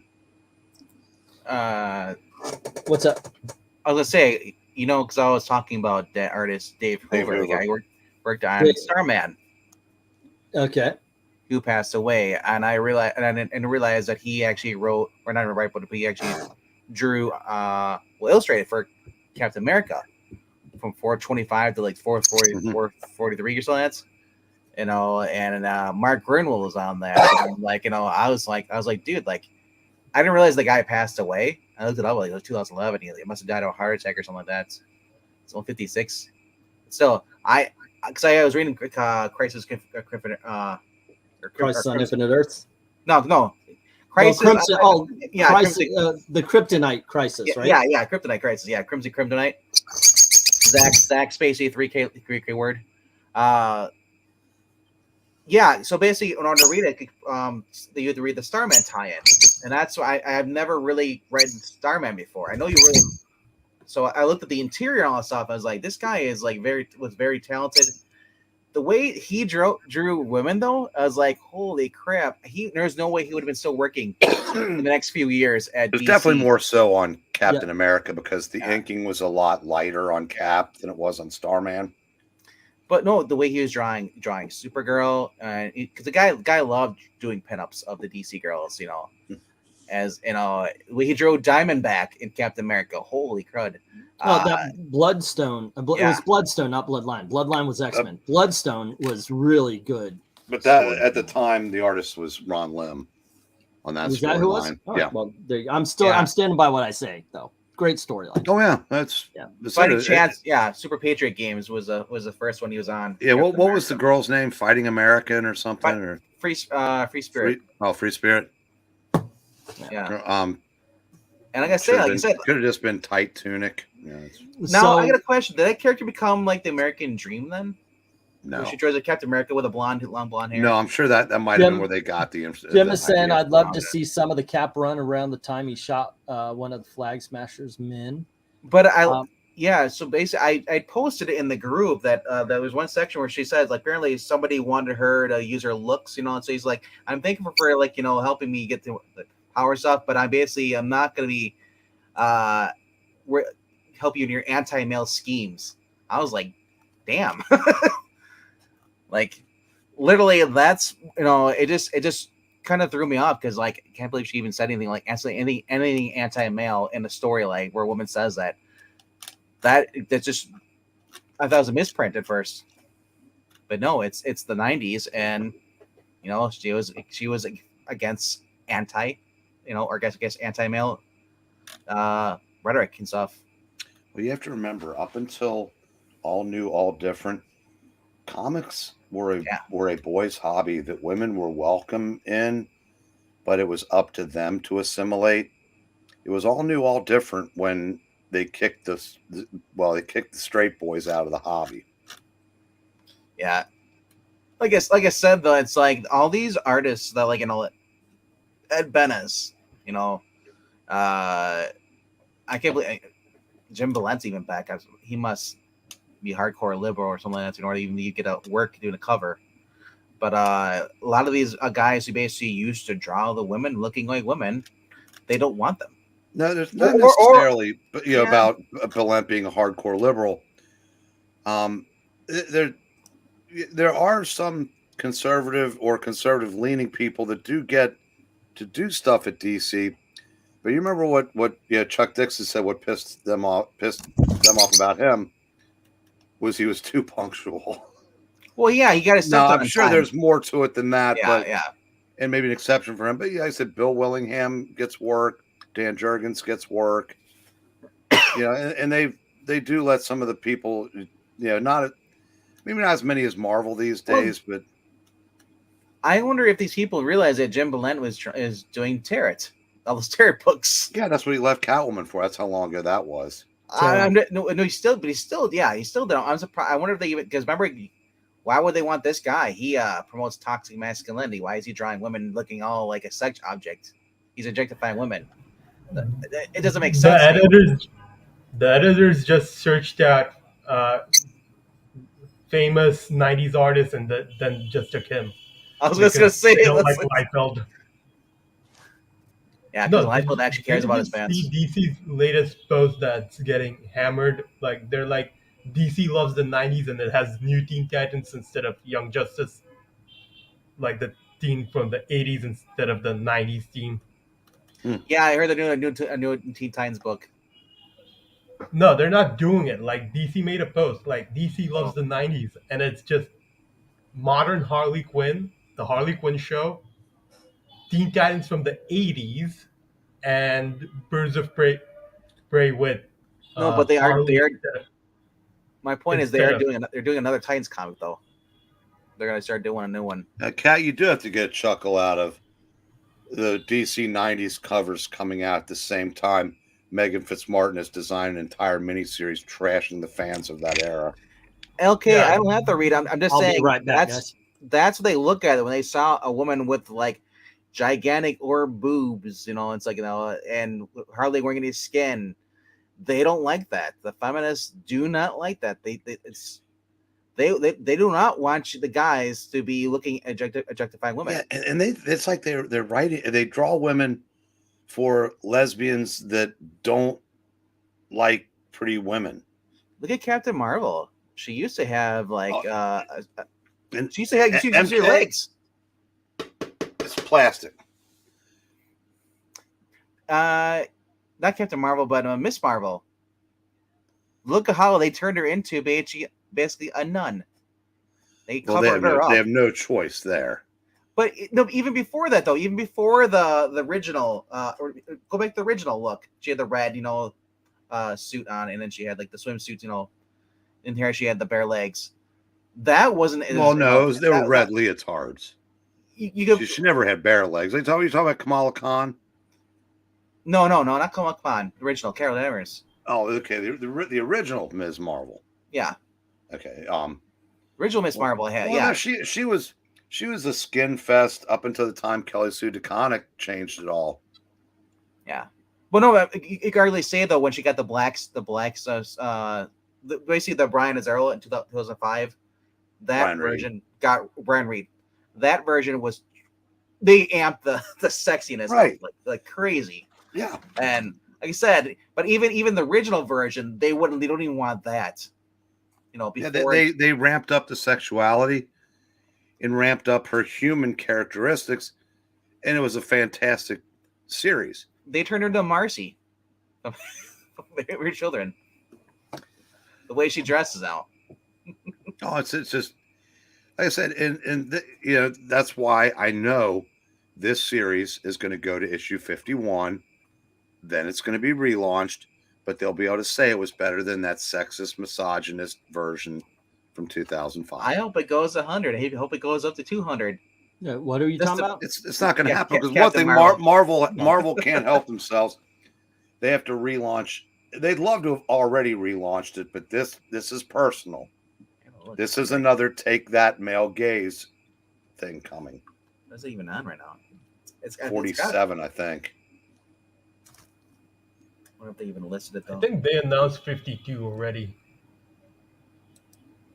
Yeah, I was gonna say in League of Comic Geeks, I think they already announced past that. Well, we'll see if we get them or if they don't magically become number ones.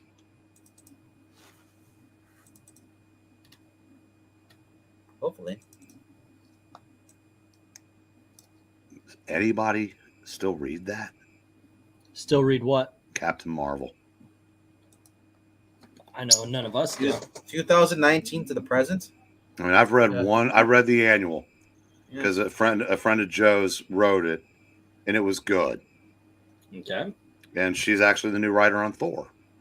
So number 47 releases in March. So we still got a few ways. But as far as preview books, I have no idea. I don't know how far previews go up to past March, or they're only 2. Usually 3 months ahead. Yeah. Or 4 months ahead. So there's a month of ordering and then 3 months later or something like that. It's 3 3 months months ahead, but they're doing a crossover, so they're doing that.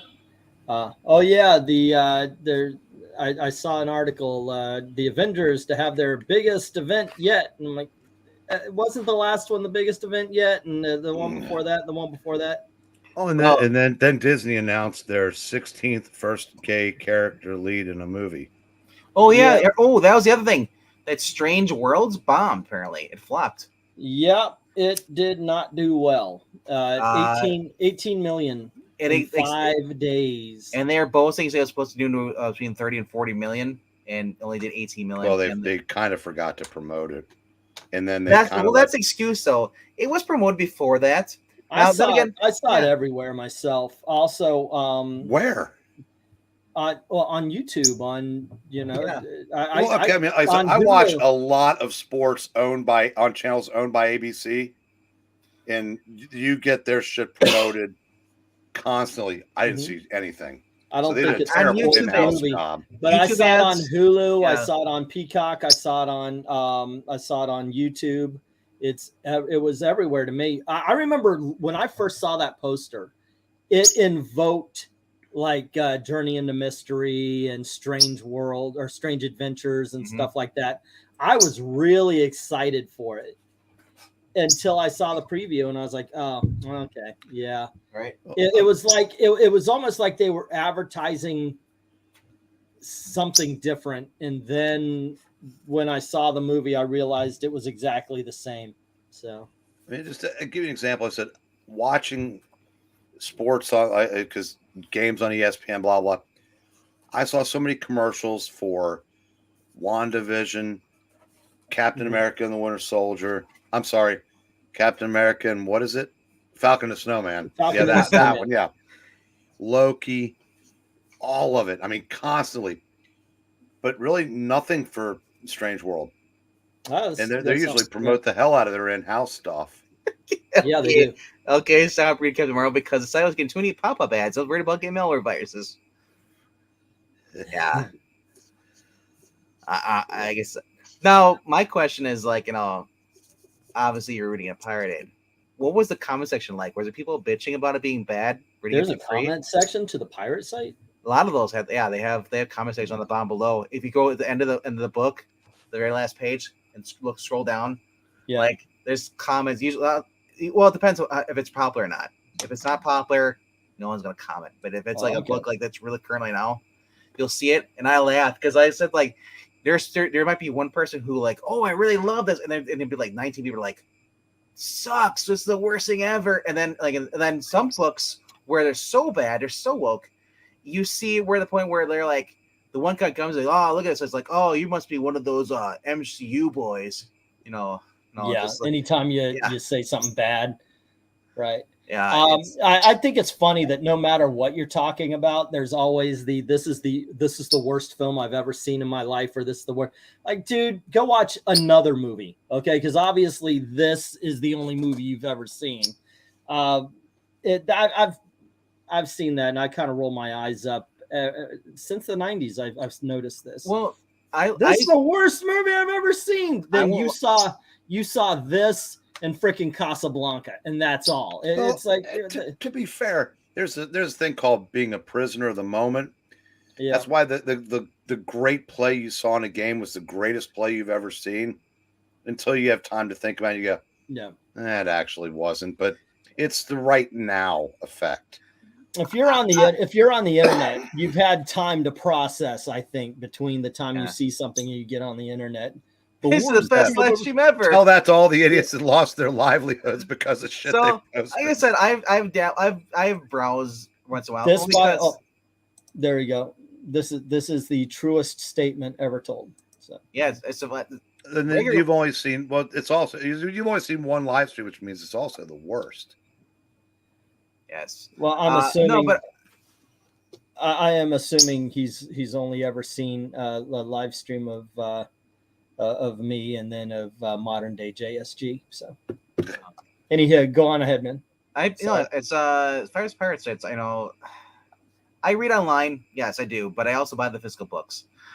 But occasionally, I'll dip in to see what the Catwoman book is in the month, because it's Tini Howard. I just want to see how worse she can get as for writing, and it's like Tom King. It just gets worse the further it goes in. But I'll give this. Tom King actually starts out good. Tini Howard just starts off at the end where you're ready. You just want to shoot yourself in the head the first minutes. You're just reading this anyway. So I like looking at sometimes I just look at the art. Sometimes the art's so good on the book. I can't deny that on the Catwoman book. I love the interior art, but her writing is atrocious. And then you go down to the comic section. I said I love going to the comic section more than even reading the books or the comics. It's always people are like, oh, what the hell? Why is she still writing this? It's like, and they're like us. They pick apart the book and they talk about it and it's like, what the hell was she thinking about it? I guess the last issue, she's like Batman came across and Batman's like, it's Selena, it's a bat. It's like I don't dare look at him because he knows he'll see in my eyes that he's the one for me. He's the drama. And people are like, bitch, you just slept with the guy in the last issue. I love it. Like I said, Tini Howard contradicts herself in her in everything she writes. She doesn't understand the characters. She just wants to basically make everyone gay. Just like Vita Leos said that. Nobody expects anything more from her than that. So she's giving her editors what they want with her, which is what she's doing. Oh, by the way, see, our buddy put Mike Lindell in his crosshairs for his latest video. Who? The My Pillow guy. Oh, that's right. Okay, yeah. Really? So, what was he talking about? Lord of the Rings, and then Mike Lindell comes up. I don't know. I said after the last one, I'm not giving him any more of my time. Yeah. I'm sorry, but you still watch it? Yeah, I have not yet seen the video you're talking about, and I know I should. So I actually you should be buying My Pillow. That guy is evil, and but considering what happened at the Pulse and him saying what he said it's ridiculous. It's a step too far as that's concerned, and I do want to talk about it. Probably do a video or something, but I don't know. I still haven't done the. What was it? Tristan versus Ethan thing, so I don't know if I'll ever get around to it. No, that the My Pillow guy is now hot. You know, and his commercials I saw. He's got like a blanket now. He's like it's from like this certain part of North Africa. Only from the stuff grown there. You can't find anywhere else. And it's like I'm thinking like it looks nice, it looks soft, but I'm thinking like I've never been one of those guys who like call now and like I'll get my phone out. I'm gonna call and I'll just like my credit card. I've never been one of those people. It's like it just seems so tacky to me. Now I don't know if you, Eric, if you've ever done anything like that where you see an infomercial, you call. I've never done that. Once in my life, the best of the Dean Martin variety show. That's the only made-for-TV offer I've ever bought. And those sons of bitches just kept coming like rabbits. Have you ever joined in on the Columbia House? Either the video, there was a video. No, I don't know how in the hell we avoided that. Wow, because I've done that a couple of times. I would sign up, and then of course I would get my 12 CDs. I might buy 1 or 2 albums, but they were very pricey, so I'd stop. But then they'd let you sign up again. How did they stay in business? Seriously, I mean, did they? That is amazing to me. But go figure. So I don't know if Teeny Howard's comic books are even selling. I mean, they're not like they were. A lot of people like the Joelle Jones who first started out. DC Comics in general aren't selling worth the damn. Well, if it's not Batman, MK's got a pretty decent question here. Do you think you have enough comic book writers to do a wokest tier list? Well, let me talk about the tier list for a while. We still have not yet finished Batman stories. The problem is I found out that, yes, you can actually have too many things in a woke list. I think actually if there's only 10 or 20 woke writers and artists, it would be fine. I think if we could come up with that, and I think we could do that, I don't know, maybe pretty easy. I mean, we do have Vida Ayala, we do have Mags Visagia, we do have Tom King, we've got Tom Taylor. John Taylor. Stephanie. John Ridley. Stephanie Field, John Ridley. I think we Megan Fitzmartin. Teeny Howard. Yep. T. Franklin. Yeah, I think we could actually come up with a pretty decent wokest tier list. Except we could just bring back the Gabbies. Nobody watches. Nobody votes. Jason and Aaron. I would love to bring back the Gabbies, but I don't have voters enough. I don't have enough voters anymore. By the way, I was writing my review. I'm finally gonna do my review of Menu. It's been on the movie channel. The kid with the hat and the beard. Dalton did his review of the Menu on our movie channel. It's called I Love Movies. Please check it out. But I was going to do my review. Yeah. A quick preview if you have not yet seen it, because you just reminded me of this. When I have to tell you, yes, we just don't have the voters. We don't have enough viewers anymore that participate in stuff like the Gabbies to do the Gabbies. I would love to. That being said, go on ahead. I have to dispute something you just said. What did I say? Dalton came out of the womb with a list of things that the doctor could have done to make the delivery better. He was never a kid. That is okay. There you go. But he hated the movie, but I loved it, and I think it's because I don't think he was turned off by what the film wasn't, because the preview makes it look like it's a dangerous game, where the rich hunt the poor, that kind of thing. But I watched it and went, holy shit, this movie is about YouTube. And that's because I do YouTube. It could be anything. This movie is about content creation and the relationship the content creator has with the people who consume the content. There is one character. He's played by John Leguizamo. John Leguizamo plays an actor in there who was popular for a little bit. And then his popularity nosedived. So now he's trying to get in good with other people in order to raise up. And I was like, holy shit, that's me. I wish I could say I was the Ray Fiennes character, creator of great content. What if? But yeah, I thought that was it was so.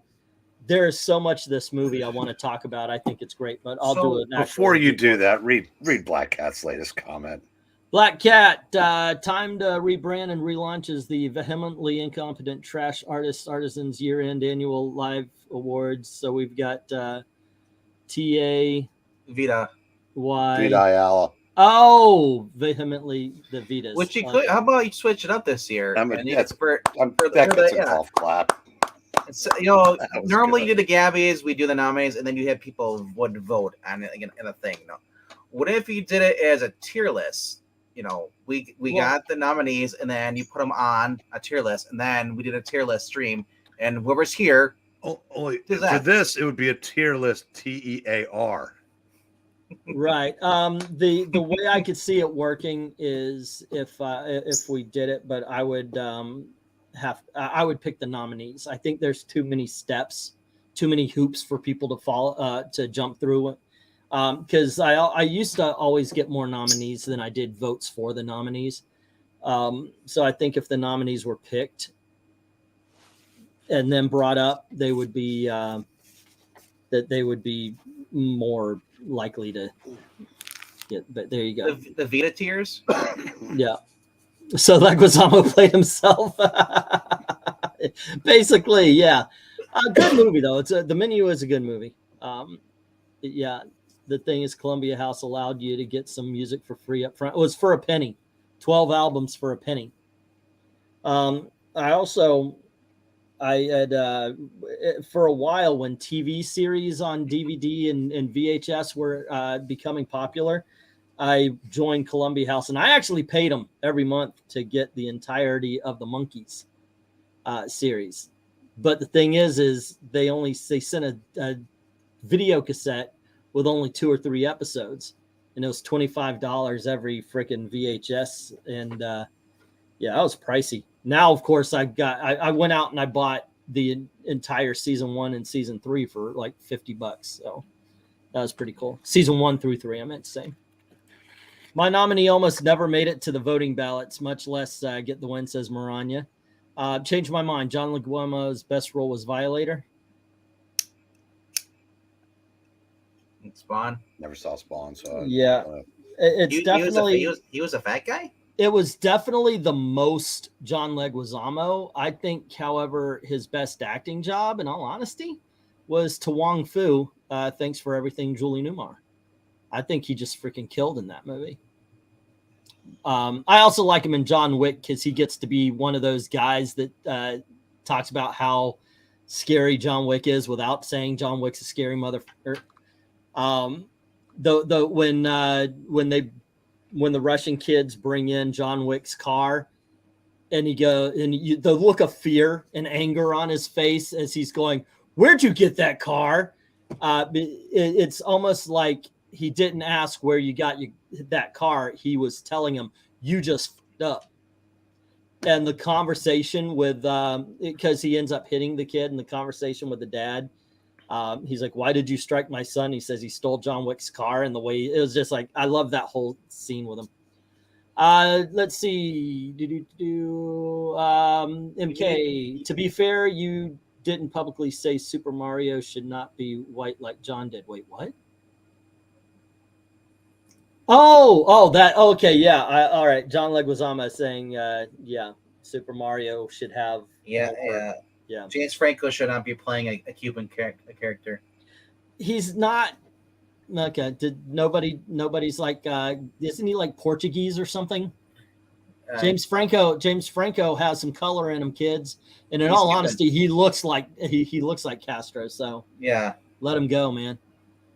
But that was your boy John, yeah, who was saying, "Oh, he can't do that. You should get a guy who's actually Cuban to play the role." I've seen that kind of shit since. There was a actually James Earl Jones called Spike Lee out on it. Spike Lee James Earl Jones was doing a TV show about like a prisoner got out of jail trying to live life in New York and such. And Spike Lee pops up saying they've got some white boy writing this black man's story. And James Earl Jones told him, shut the fuck up. You're just jealous somebody's giving somebody else a job. So you know what, just shut up. So and yeah, John's probably upset because he didn't get the role himself. Yeah. You get told off by James Earl Jones though. Because he's become a B-list actor. He's not popular like he once was. That is true. There's nothing more unintentionally ironic than an actor saying that you shouldn't be allowed to play anybody other than yourself. Yeah. I'm just saying, John, the only way he became famous is by playing Sloth on Ice Age. Otherwise, no one gave two shits about you other than Super Mario Brothers. James Earl Jones was basically normal people. Yeah, Spike Lee, shut the fuck up. That's what we need. Spike Lee, shut the... I just saw, by the way, Kanye West stormed off of Tim Pool's channel. They were doing an interview with him, and Tim Pool brought up the... Because from what I understand, Kanye sat down, said something about the anti-Semitism. Tim Pool responded and didn't respond the way that Kanye wanted, I guess, and walked off. I haven't seen it all, but that's the basic story. Kanye's gone nutso. I'm not going to call him Ye, same as I didn't call Puff Daddy or Sean Combs. I didn't call him freaking P. Diddy because no. Sorry, no. I'm going to hope that he grows the back up and changes it again, but no. I also didn't call Prince, formerly known as Prince, or little sex symbol, whatever he wanted. Your name's fucking Prince, and it's not even that. We're allowing you at least Prince, so go along with that. So hey, Cartoons and Comics, what's up? Well, I kind of look at Yi being, it's like the reverse. There's 7 syllables in African American versus the 1 syllable that used to be black. Yeah, He's just cutting down on the time it takes to say Kanye West. He's trying to save his time. Are we saying it Ye or is it Ye? Well, he pronounced it Ye, so maybe it was Kanye West all this time. No, I don't know. Let's ask the bots. Maybe, bots, yeah, I know, right? XXXX20. You know what? Nobody's going to even remember that. Can't these bots at least get some freaking cool name to it? It's always something like this. You got to pop in something that we're going to remember, dude. Come on. Dude, I glanced. I thought I said new private dancing chat. I was like, "Oh, dancing chat. That's cool." I want to see one of them just come out and just see bot. Yeah. It would be great though if they actually came out and says like, hello, Engleton. We meet again. Yep. So yeah, I've watched that. I saw there was some sort of drama going on with the whole Tim Pool thing and some guy that used to be on the show. I don't care. Adam Kragler. Right. Yeah. Be adults, whatever. But yeah, that they really, I don't know, if you're gonna go on right after you did something stupid. I mean, look, you could, if I was able to interview George Michael during his Wham years, I would have different questions than if I were to interview George Michael's right after he was caught fucking some guy in a bathroom. You want to know about a few things. Yeah, Pee Wee Herman. Hey, great show. Let me ask you questions about it. Pee Wee Herman. Really, you couldn't wait until you got home? You had to masturbate in the theater? That was what was that all about? Yeah. Yeah. What was it like masturbating in an adult theater with everybody else masturbating around you in other seats? Yeah. It's just the way it is. Yeah, but they had the anonymity of not being Pee Wee Herman. That's true. They're like, it's Pee Wee Herman. Can I sit next to you? Yeah. By the way, we are a comic book channel. Yes. Well, we were. We were, yeah, right. I don't know. Yeah, there's a bunch of that kind of drama. Hey, let's face it. Now, I'll tell you the truth. When I met Ethan Van Sciver came down to Orlando. He went to a couple of shops down here. We were talking, and he says it's impossible to make a successful comic book channel these days. And So you got to find some other topic. He, of course, went off on Rose Tico and Last Jedi for a long time and built up his channel, and then commandeered the Comics Gate. That's fine. That's fine. It's his. Have fun with it. It really is. Comic Storian, Comic Tropes, and Comics Explained pretty much got it. Then you've got a few like variant and such like that are out there. I don't get the plastic channels, by the way, very much, but it is actually hard to do a channel that only talks about comics, especially if you're like mine. And I guess this ties back to the menu thing, the John Leguizamo. At the height of my popularity, I did talk about comics, but my main videos were this guy said this on Twitter, and he just so happens to write comics. Like, this is what Max Bemis said. Oh my gosh, I can't believe what Mags Visaggio said on Twitter. So reactionary channel. Everybody else does. Yeah, it was the same thing. So it is kind of difficult to shift to only talking about comics. So yeah, occasionally you talk about the drama behind it and all that kind of stuff, or just basically what's going on in life. It's just to prove your point. Wes DM'd me this morning and pushed back our last retrospective yet another week, but released a video today called "MCU Deniers Look Real Effing Stupid." Oh, he looks horrible in that video. I never had less respect for him than I did when I saw that thumbnail. 5.5 already. I know, right? But that's what sells. Yeah, as I said, and that's why we're not doing retrospectives anymore. Yeah, it's like I love doing Jeopardy. I love doing what was the other one we did? The readings. I love doing all that kind of stuff, but I was actually seeing declining views. Earlier today, 5 best comics this week, released it 5 hours before the other one. Not even 2. Rhaegar, Wes is from that's just reality. Thinking Critical. Comic Story, Comics Explained were also kind of the first and best dressed for their kind of. Yeah, they've been around forever, and God bless them. Comics Explained, he's a dick, but he's been around. He's done his thing, and he does it well. At this point in time, it's I wish I could get to that point where I could pay these guys. And Ahsoka, if you're looking for the next, he's got a team though that actually does the research, writes the scripts, and then he comes in with that freaking awesome as hell voice. Say what you will about what's his name, John Richard, whatever his name is. Say what you will about Comics Explained. That kid has a voice for this. And anyway, Rhaegar, go ahead, Venk. And Rhaegar and Ahsoka, if you're looking for the next tier part 2 of the tier list, look on Perch and Thinking Criticals, because whenever E talks about doing something, they do it. That better actually, with more views. Yeah, well, I don't know about better, but definitely with more views.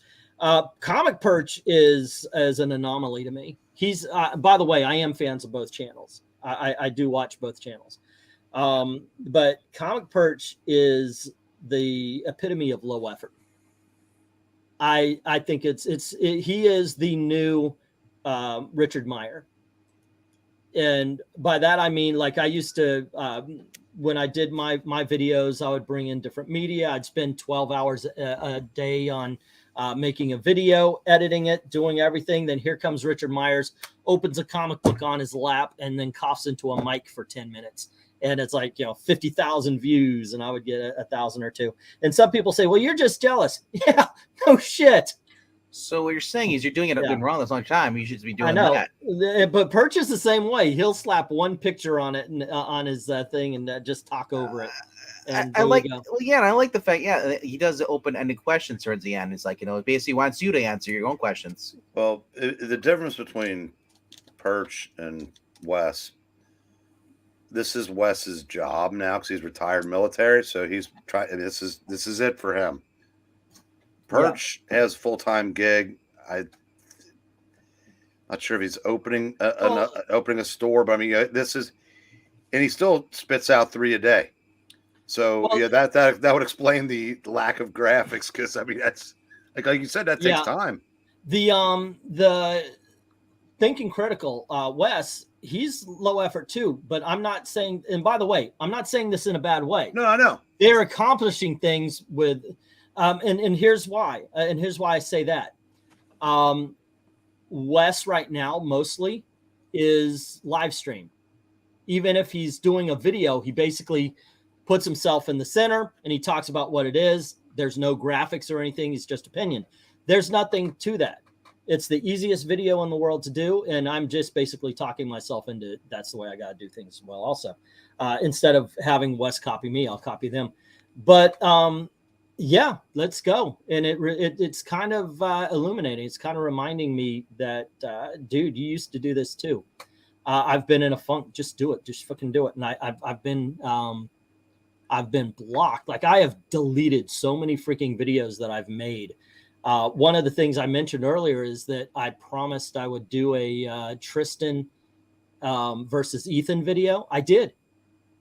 I sat there for 3 freaking hours and did a, what do you call it? A FAP video. And I don't even like saying that. I did one of those every frame. Yeah. The EFAP video. And at the end of it, I just thought nobody's going to watch this. And it just sat there. It just sat there until I deleted it. Because I actually blocked it, not doing videos, but to post them. Because after I do 12 hours work to see my video only get 50 views in an hour or 10 views in an hour, it fucking breaks my heart. And now it's like I'm punch drunk or something.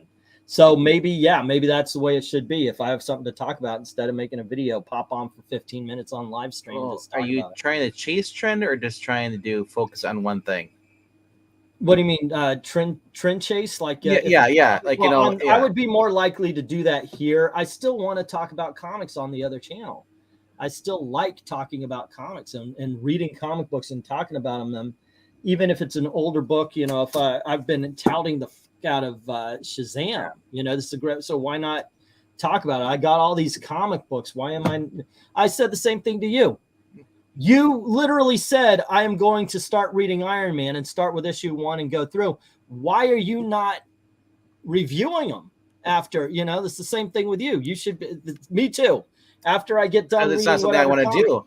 Yeah. As far as doing videos, no. I mean, I would be if I had control of the community tab, I'd be doing the reviews on the community tab, right there. And the Geeky Puppet Show. It's all one contained in one thing. Do it on your own here. Just pop it up and go, hey, I read this book or I read that book and blah blah blah. Well, no, I'm not doing anything with my own channel. I'm doing the Geeky Puppet Show. That's where I'm putting out all my stuff. That's why. Otherwise, I'd be doing all my comic reviews, top 5 on my own channel. Mm-hmm. But Pixel and I decided to do. We like doing the ratings for fun, you know. So we also do the TV show reviews, you know, and movie reviews, and that's all one channel. But we do the same thing every week. We don't just randomly decide, you know, to do this, and you know, we try to keep it uniformed. You know what I mean? A long time ago, I'm reading the comments here. I did a fat video. Well, okay, Rhaegar, thank you very much for the $2 super chat saying I did a fat video. Yeah. The reason why I heard this term EFAP and I'm like, wait a second, doesn't fat mean? I don't even know what fat means, except for it's supposed to be some sort of masturbation thing. So I just kept making jokes about it. So yes, there you go. Yep, Perch steals a lot, but I still enjoy his channel. Here's the thing about that. It happens. It really does. There's nothing new under the sun. You're going to copy this. You're going to copy that. We all live in the same community. And if there's a news story, definitely. It was more the one time I caught Perch red-handed was we did a live stream where I forget what it was, but I talked about a very specific scene in a comic book. And I said a very specific thing about that scene. And he shows it. And then the very next day, Perch had a video talking about that very same scene, saying the same things I said. So I called him out on that, and Perch responded perfectly. He says, coming next week, he sent a community, and it was, he says, starting next Sunday, and it was Comic Book Jeopardy. So I thought that was the perfect response to me calling him out for copying my shit.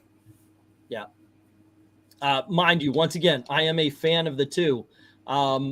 So I'm not saying that the low effort thing and all that in a bad way. Look, if I thought even back then I could slap one, because I was listening to all the experts and they're saying, oh, you got to have an image change every 6 seconds or every 5 seconds, or the viewer gets bored. But what changed was the way people started consuming YouTube. It's no longer something a lot of people watch as much as they listen to. Mm-hmm. You know what else helped both of those two? Huh? Richard just started doing half of his videos talking about Perch and Wes. Oh, that's nice. And it was the best free advertising you could get. I mean, I don't know how many. Probably half of Richard's videos are. I was watching a Perch video, and I saw on Wes's video. I said, we should all get that lucky. Yeah. Well, oddly enough, he used to do that for me too until my brother burned down that bridge. Have you noticed about Richard? He has been stuck on 107 for as long as you've been stuck on 18. Yeah. You know, I was actually thinking of pulling down one of these wall books and offering it up as a prize as soon as we hit 20,000. And I, you know what? I'll accept 19. I'll give away the first appearance of Power Girl if we can get this channel to 19,000 with comments. Like if you are a commentator on a video, when this if you can share it out, if you can share out the channel, if you can help promote the videos, and by that just hit like and share and comment. That's it. Then I will do a draft for the first appearance of Power Girl that's hanging on my wall, or the first appearance of Black Canary, or whatever. Not whatever, because I ain't giving away that Daredevil. But I would love to, because I just want to get the fuck out of the 18,000 range. Right now it's at 17. I have lost some, but I would love to be doing that. So Marani says that Perch admits to doing videos from emails that he gets. Well, we know that's at Breen. Breen can't do anything with the technology. Well, you know what, Maranya, that does explain something, because I get other people like, oh my gosh, I saw this guy do this video. You should talk about this. I get messages like that as well. So it could be some of you guys, you know, you watch one of my live streams and then you go, oh wow, I want to know what Perch thinks about this. Then sends the email, and Perch's like, oh wow, that's a good topic, and that's what happens. Now, Venkman, if I want Perch to do a video, I will DM him and he'll just ignore that. There you go. As what opposed happened to to all email? the funny face thumbnails where you're potentially randomly at something off screen? So tomorrow on the Geeky Puppet Show, after we do the top 5, I'll just start doing a tier list talking about Batman. There you go. Stories. Yes, Batman stories. Well, by the way, just to let you guys know, if whenever Eric is all set and ready to go, I still have it somewhere around here. Hold on, there. The problem is Eric's always ready to go, just leaving the stream. That's all. I still have it. It's still waiting for us. And by the way, I'm going to be doing a video this week. I'm going to be reviewing the menu. What restaurant? One of my favorite things, and by that I mean I actually felt a sense of pride that's ever been said about this channel, and this is the big difference. I always wanted to treat my channel like a channel and have different shows on it. So it would be like the Gabbies or the Comic Book Thunderdome or Comic Book Jeopardy. And somebody said this is the small channel with the big ideas. I always like that. Because I would still do the videos talking about stuff, but I like doing the TV show kind of videos. You could do a series of videos called "Hey, what's the big idea?" Hey, what's the big idea? Yeah, I have a friend. Does anybody say that anymore? Or is that reference to the 70s? So. Yeah, Eric, I think what really grinds my gears? That's the other one. Rhaegar, the menu is awesome. According to me, according to Dalton, it sucked. Austin is saying, you caught me, E. I'm unloading the dishes while listening to the stream. Miss Perch posts a lot of videos, like a lot, but he has to get all his video ideas from somewhere. I have asked for that. I said, please, guys, DM me, email me. If you have an idea for a video, go for it. I've got a lot of ideas. I've told you that you're gonna do that whole top 5 channel, I said just do regular like top 10. Just do like Just a real a straight size up top 10 thing. top 10s. Top 10 weird things that I noticed about comic books lately. What what happened to all the funny face thumbnails? They didn't. I don't know. I've just felt weird putting my face up there with a. We feel weird seeing you all the time anyway. So what's the difference? I guess. Make a channel I love to eat, then just eat stuff. You'll be amazed at how many people watch. Oh, Yeah. I just get the feeling that there's somebody really gross. Oh my gosh. I just came up with a new channel for you. Angleton Eats. What is he eating today? Here's a video. Angleton Eats. Yeah, your food Actually, reviews. I could do some weird things. I mean, I could finally get that gator jerky. I'll send you some goddamn gator jerky. Okay, stop. Miss So saying, I have a friend who lost his job and is trying to make YouTube his full-time job. He signed up for the coaching that YouTube offers to help grow his channel. Have you tried that option? No, I have not. I have not tried any of the YouTube puts out videos, and they do have some things to explain stuff. Also, there are certain channels that will explain the same things, and I do follow them. Unfortunately, you can get a little turned around because YouTube will say this, they'll say that. What movie was I'd buy that for? That's RoboCop, dude. The best ideas come from your environment. Okay, paper on the floor that I casually just kind of when I was done. Superman right behind you. I've got comic books on the what do we find? Oh, hold on. I brought up this this is from my comic book. This is from my comic book shop.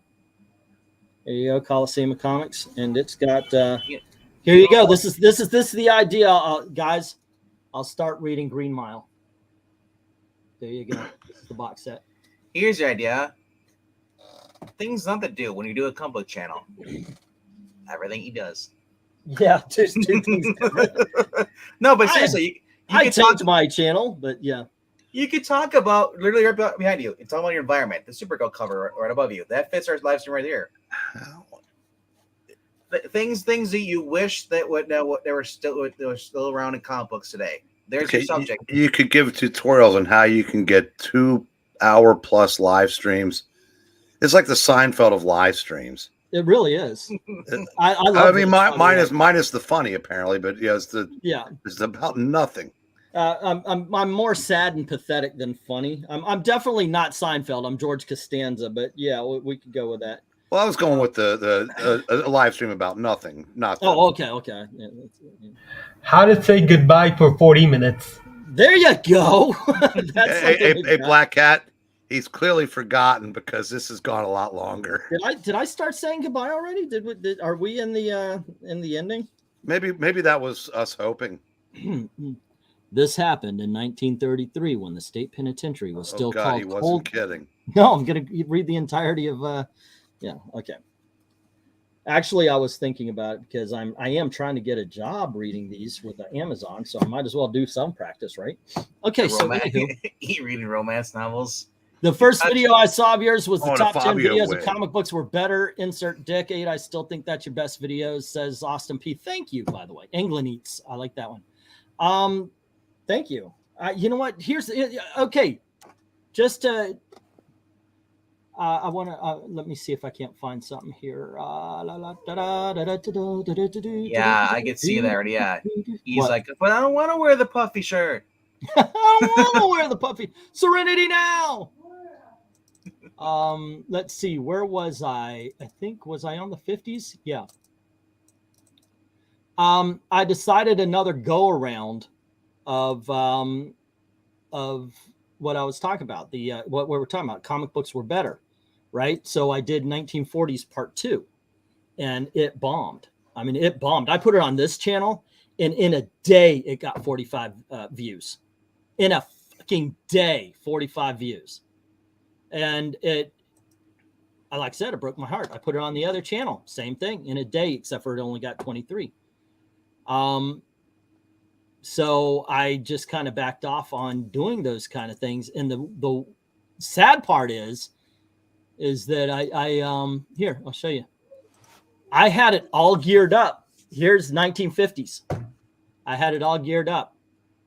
The first appearance of talking about the first appearance of Batwoman.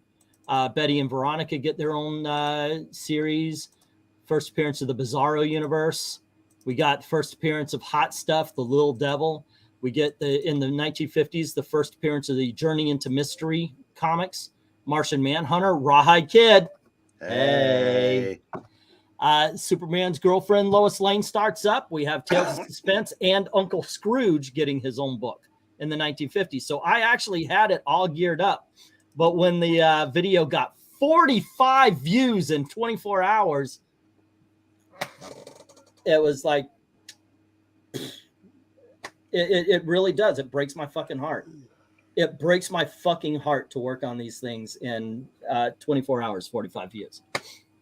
That's why I stopped doing videos a lot. YouTube is your Fredo. Oh yeah, you turn YouTube into your main source of income. YouTube has always been my main source of income. And that's the thing. It should be more of a hobby versus a job, and that's why it's stressing you out more. Yeah, it does actually. Well, it was never a hobby.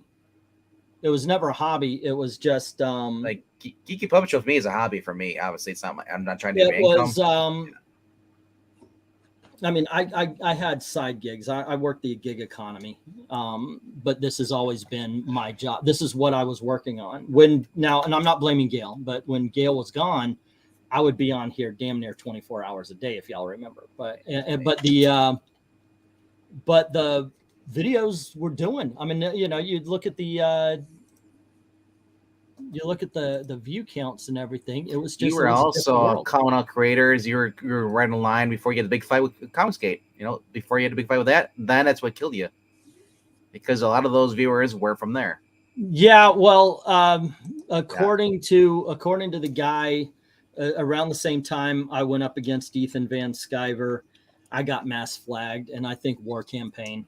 I have no proof of it. But I think those War Campaign pussies did something, and I really do think of them like that. I have zero respect for that group. Zero respect. You might want to do a comparison of pre-code comic books versus the comic code comic books. Also, nowadays is shorts, which I'm going to spend tomorrow breaking down top 10 lists into shorts. Then advertise the top 10 lists, hoping. I also realized, as far as shorts are concerned, that on every comic book origin I've ever done, I do 1 minute of introduction, which tells a little bit about the character. So I'll probably put that in the shorts and stuff like that, hooking it up to the video in hopes of getting more.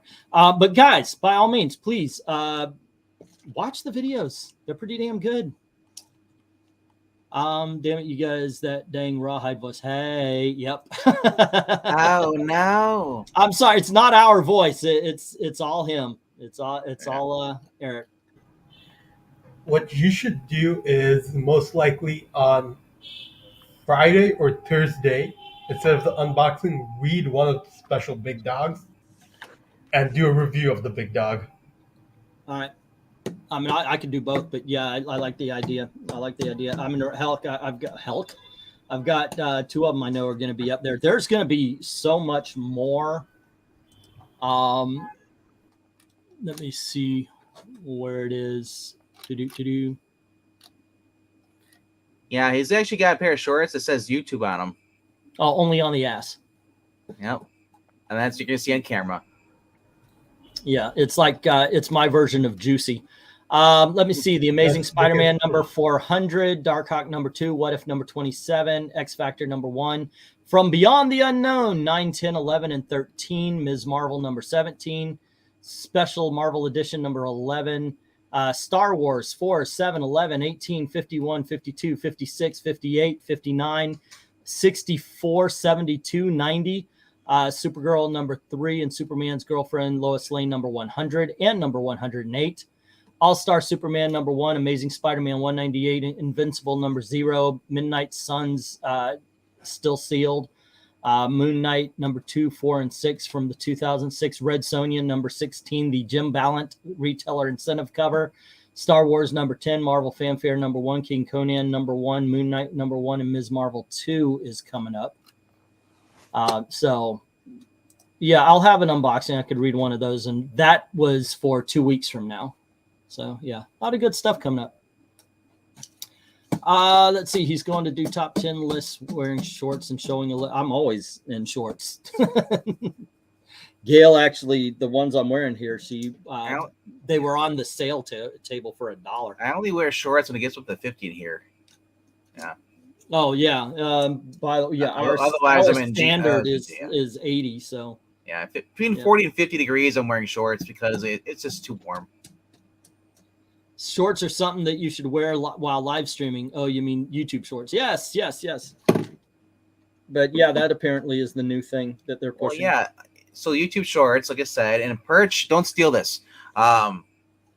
This Batman, who he is, in like in YouTube short, you basically do like. I do want to do a Batman video because characters. Just do the DC characters. The Justice League. You could just like. Who is Batman? This is Batman under a minute. Little brief description of who each character is, and go through. It's kind of like comic books. It's like Comics Explained, so they're doing it under a minute.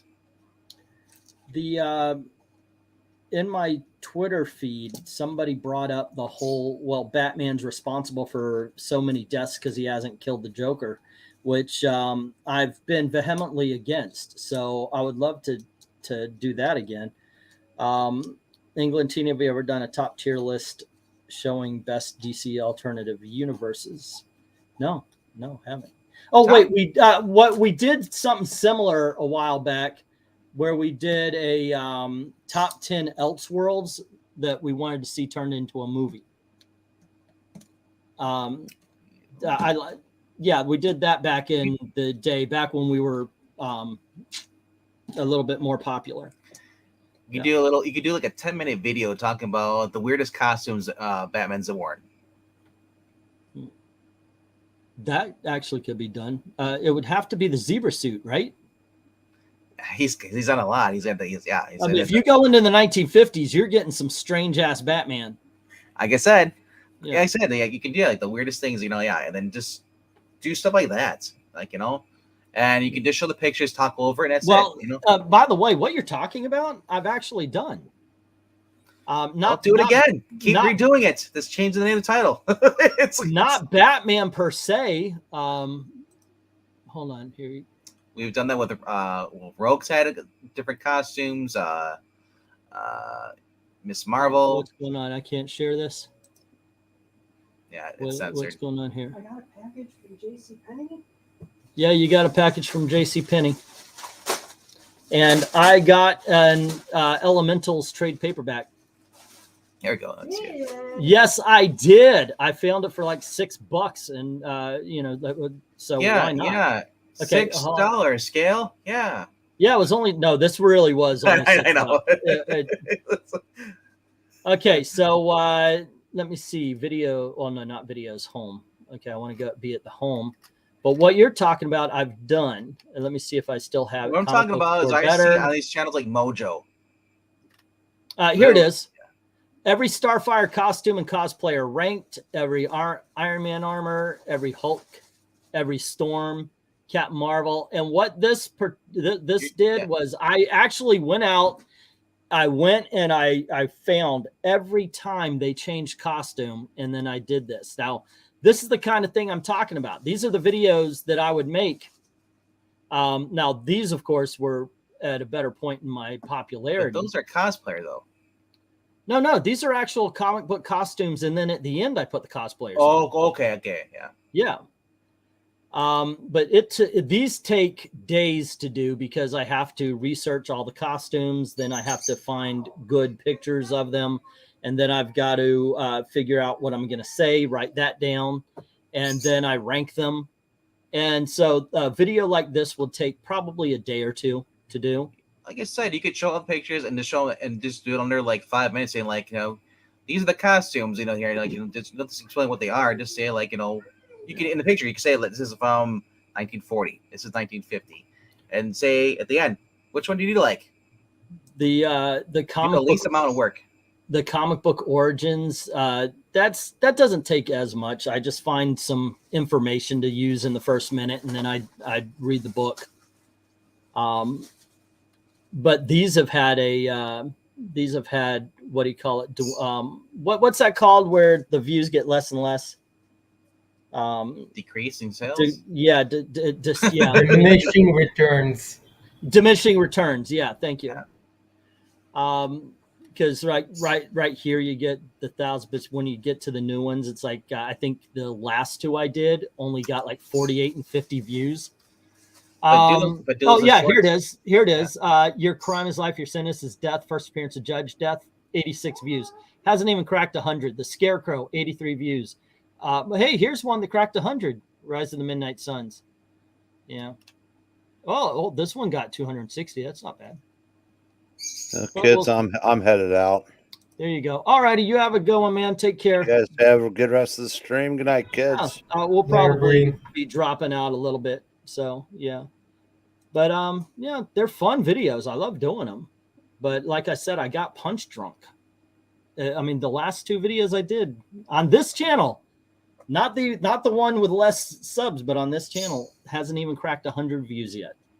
Well, and that was like 2 months ago. So it really is. I'm like I said, I'm punch drunk about doing videos anymore.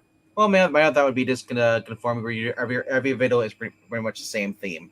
You're not, don't try to jump over and stop one thing and then try to start another thing. Like make your channel uniform into one thing. Yeah. You're vehemently against killing the Joker, or vehemently against the idea that Batman is responsible for so many deaths. See, now if I make the video, that's going to answer that question. I see I got a question for you. Who's more arrogant, Batman or Iron Man? Batman. Or no, Iron Man. Batman is earned. Batman is earned by, I think he's earned his knowing he's better than people by making him better than people. He has made his own body is what I'm saying, while Iron Man or Tony Stark built an exoskeleton to shield him from the world. Batman's more, but I guess Batman did the same. I don't know. Whoever the writer says. Which current Batman, Superman, or current Batman and Iron Man. Iron Man, yeah, he's not like he's a shell of what he used to be. But I don't know. I would say if you're going depending on which version. I would say if you're going Frank Miller's, or not even Frank Miller's, but just like I said, going into the 400s, after Frank Miller stuff, that Batman is more serious, especially in like the Shadow of the Bat, Legend of the Dark Knight. And then on top of that, I don't know if did Conroy, his way he did Batman, did it influence any of the comic books the way they wrote them?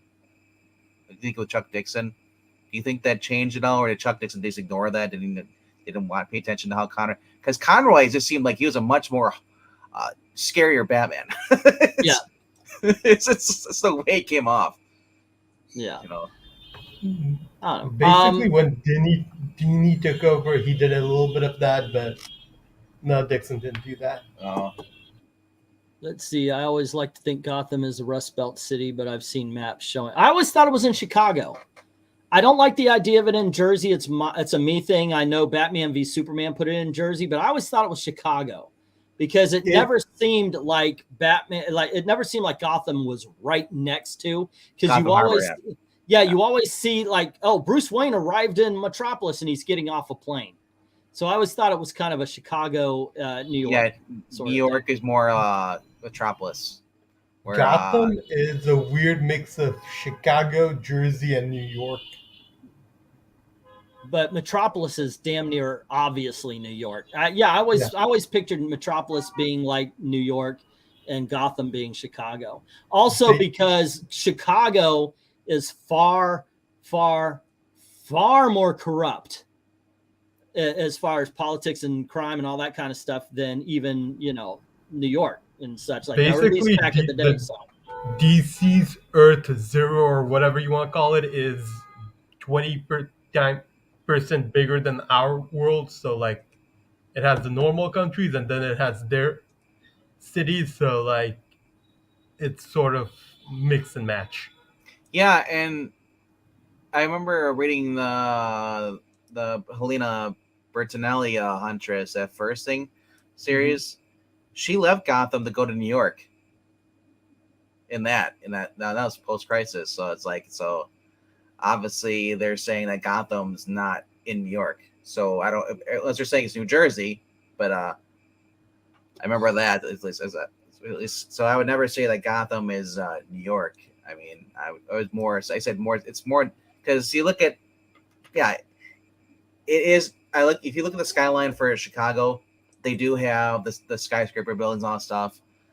I think didn't they even film part of that in Chicago for Batman? Yeah, the Dark Knight. Yeah. But I can see, as far as like, people say like, well, New York, it's really heavy populated and stuff, and that. With the also the broken up into multiple islands. Yeah, that too. That's the other thing too. Yeah, so it's like, it's a combination. Yes. No, I guess if you want to say it's Jersey, I can see that you get the Sal Maroni. Yeah. But yeah, that's what I always thought. I think it was more Chicago than Jersey. Star City is south of Chicago. I do like, they did that. Our Earth is just a little bit bigger than Marvel's Earth because we have the extra cities, Star City and Central City, so forth and so on as well. So, in DCU, Gotham, Metropolis are fictional cities. They also have New York and California. Yep. Kids, my wife just got home and she is cooking. So, in more ways than one. Thank you very much. All righty. What do we got going on this week? Top 5 tomorrow. Then Wednesday, there's nothing going on. Freaky Clip show. So I might stop over by the Fossils, see what they're doing. That's Wednesday night. Hopefully, I'll have books to do an unboxing and to do a thing. And I would love to get done with a tier list. Maybe if everybody's available on Thursday, doing a tier Thursday. I'm finishing. busy. That's right. You got your thing. So at 8:00. So we'll figure out. And then Friday, Kiki Puppet Show's gonna be swamped with a lot of stuff reviews. Okay, kids, this usually happens. I can read the writing on the wall. I'm going to need a new VENKMAN. He's got his own shit going. It happened with Weaponized Nerd Rage Comics Division. It just happened. You have Dalton, don't you? You're the new Dalton. Remember, he came in before you did. No, I'm just kidding around. I'm kidding around. Oh, Dalton's the old VENKMAN. He's coming in to take the old VENKMAN spot. Yeah. There you go. Yes, we will be holding auditions this Thursday at 9 p.m. England Teen Standard Time, which means 10 or 11 o'clock. I like being busy on YouTube. I like doing things on YouTube all the time. It's just fun getting to interact with you guys. Right. I'll say this, the worst part though is because I'm a person who likes to get a lot of comic books, so I read them and then have them review them within 2 days. Like Thursday, it's like, oh my gosh, because sometimes it's like something will happen. I don't have time to read. So I'm like, at the last minute, I got 3 hours to read like 6-7 books. I think you should pop on and do a short for your own channel. Just, this is it. Go. I'm going to start doing that. At some point in time, this is going to break and I'm going to be able to do videos again. All righty, kids, you guys have a great time. Thank you very much for listening to us rant and rave. For those of you who jumped in late and going, wait, I thought you were talking about men with boobs. We did that in the beginning. Not on YouTube. That's we're not that kind of channel. All righty. So anywho, check out these OnlyFans for men with boobs. Join up with VENKMAN for the Geeky Puppet Show. They talk about the cool books that are coming out during the week, and I might pop in occasionally because there have been times recently where I kind of want to do like I used to, where like I have to get something off my chest, so I just start a live stream for no reason. So there you go. You kids have a great time, and as always, thank you very, very much for watching. If you don't mind helping out the channel, please click like, share, subscribe, get the word out, and hey, we also have a Ko-Fi link, and that's always good too if you want to drop $1 in the tip jar. Otherwise, thank you very much, and thank you very much for watching. Have a good night.